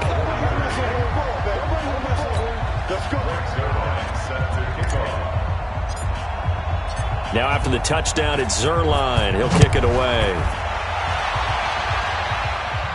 This will be fielded on the back line of the end zone. Come on, fellas. The offense trots back out there. Let's turn our focus now to Nick Chubb. He's been a good workhorse. I know we use the word workhorse a lot, but he's been a good workhorse for him in this one. No doubt about it, and there's nothing wrong with that. That's what you're looking for if you're a back, because that means everything's coming together for you. The big guys up front have created space. You've run through it. You've probably gotten some help even from the wide receivers who want to catch passes as opposed to block, but they're helping out too. Yeah, everyone's pitching in. He's had a good game. A loss of a yard there to start out. That leads to a 2nd and 11. Mayfield to throw it. Now Mayfield lost the football. And he's going to lose yardage here back to the 14-yard line. The Rams going to go ahead and use the first of their timeouts. That'll leave them with 2 remaining. We'll be back after this. Mayfield in this Browns offense staring at a 3rd and long now after the sack. Mayfield down. Looks to throw, fires right side. And that's going to be incomplete. The coverage too good there. The contact popped the ball free, and it's 4th down. That's very well timed there defensively because it's not a bad throw, but the collision came at the exact time he was reaching to bring in the football. Really, really well done. Decent offense, just better defense. I think you're right. It's a 47-yard punt, but they did give up 10 on the return. And the Rams will go on offense here with a 1st and 10. Here's the Los Angeles offense as they get set to take possession. Good starting field position for them as they come up 1st and 10. Goff on 1st down. And they'll set up the screen to Gurley. A nice little screen. They get 6 on 1st down. 6 yards was the pickup on the last completion, so here's 2nd and 4. Here's Goff. Oh, there's that man again. It's complete. And he'll get it down here to the 43. 6 yards the pickup, and that's a 1st down. Just 2 minutes remaining here in the 4th quarter of what has been a one-sided affair. So it's Rams football here as we get you reset. And let's see what they've come up with offensively after having time to talk it over. On 1st and 10, Goff. Nowhere to go here. He lost the football. And a little bit of good fortune there. He wasn't able to get it back, but he did have a teammate on the spot able to retain possession for them. Pass protection has been a problem all night long as they come up facing 2nd and a bundle. Goff now looks to throw. And that is incomplete. He couldn't hold on through the contact. Brings up 2nd down. Brandon, it looked like he had his hands on it for a moment, but let's face it, that was going to be a tough catch all the way because of the presence of the defense right there as he was trying to haul it in. Yeah, nice job to force the incompletion. Now a 3rd down throw, but it misses the target. Incomplete. Not sure what happened out there, but it looked like the timing was a little off on that throw. Well, you know I'm a defender, so what am I going to say? Great defense. Darn right. And how about this, a fake? And this is incomplete. A huge gamble, and it does not pay off. They fake the punt. It doesn't work out, and the Browns are going to get this thing back. Excellent field position. Beckham and the Browns set to take over again. This defense, they wouldn't mind not seeing him again for a while. 3 trips to the end zone. How about that? I think right now they would happily go to their general manager. And this will be caught. And the carnage continues. It's another touchdown. And let's count them up now. 1, 2, 3, 4 touchdown receptions for him in this game. And just one shy of the NFL record. What a great performance. Going up and catching the football, creating space, and finding the end zone. That's what it's all about. Extra point by Seibert, up and good. And the lead will swell by 1 more. And we can break that scoring drive down pretty easily.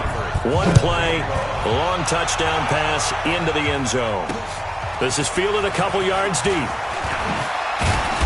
And he's able to get it across the 20, but not by much, as he's marked down at the 21-yard line. And now out on the field, here comes Los Angeles. They are just obviously getting shellacked here in this one, Charles. What's the message if you're a coach for this final drive in a lopsided game like this? For a lot of coaches, be honest. Don't forget today. Don't forget what has happened out here. And now here is another interception. Picked off by Greedy Williams, the rookie from LSU. Well, it wasn't always pretty, but the interception there, that means that they should get out of here with a victory. Yeah, this is not a game that they're going to preserve for posterity on defense, but they did finish it off, didn't they? They did make the winning play to close things out. They'll take that one and head to the locker room.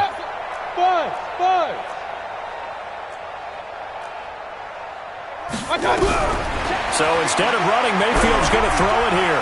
Flush to his right. And give him another 6. It's caught for a touchdown, and the blowout continues.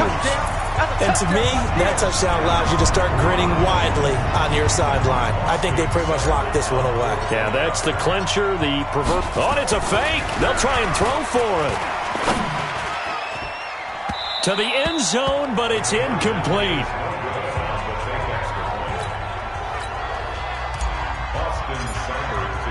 Following the touchdown, here's Seibert now to kick it off. This is fielded a couple yards deep. And the decision to bring it out is going to cost him about 7 yards all told as he's taken down back shy of the 20. The Rams offense now making their way out to take over. Let's just be frank. They're playing for pride at this point. That's all that's left because victory, not a chance now. And I can't wait to see how they actually go about doing it because there are a lot of people watching the body language of the guys on the field now. And if they call plays they want executed, they need to do that and do it really well. Otherwise, there could be repercussions. We'll see how they handle the waning moments of this one. We go tonight. 180. Check. Back to throw. Gone. And my goodness, another interception. Picked off at the 16. And he'll get this back down to about the 12-yard line. What a nightmarish game he's having now. 6 interceptions that he has thrown. Absolutely unbelievable, isn't it? Hard to believe we're watching this and have seen it. But it just tells you about the game of football. It giveth and it taketh away. Yeah, the guys, though, that have thrown 6 interceptions in a game, the likes of Peyton Manning, Brett Favre, I think Joe Namath, he did it 3 times. After the incomplete pass, here now is 2nd and 10. Hey, Haywood! Well, the lead late in the 4th, but Mayfield's going to throw it, escaping the pressure right. And it's intercepted at the goal line. It's the rookie from Washington, Taylor Rapp, who picked it. Landry, the intended target. Set to begin their next drive, the Rams offense at the line. This is just an exercise in futility. Do you even bother running a play here offensively? I wouldn't, because now is not going to erase what's happened. And now here is another interception.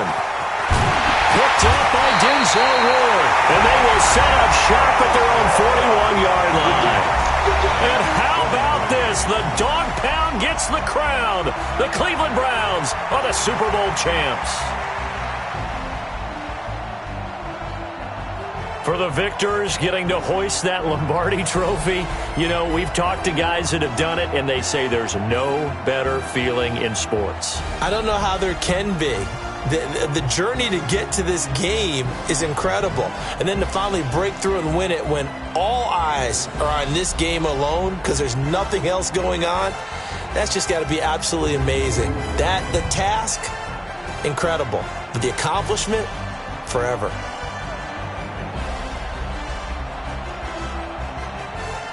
And they end this year just how everybody wants to end the year, holding the Lombardi Trophy. What a season for them. What a ride it's been for us as well here in the booth. For Charles Davis and our entire crew, I'm Brandon Gaudin. Thanks for watching, everybody. We will see you next season right here on EA Sports.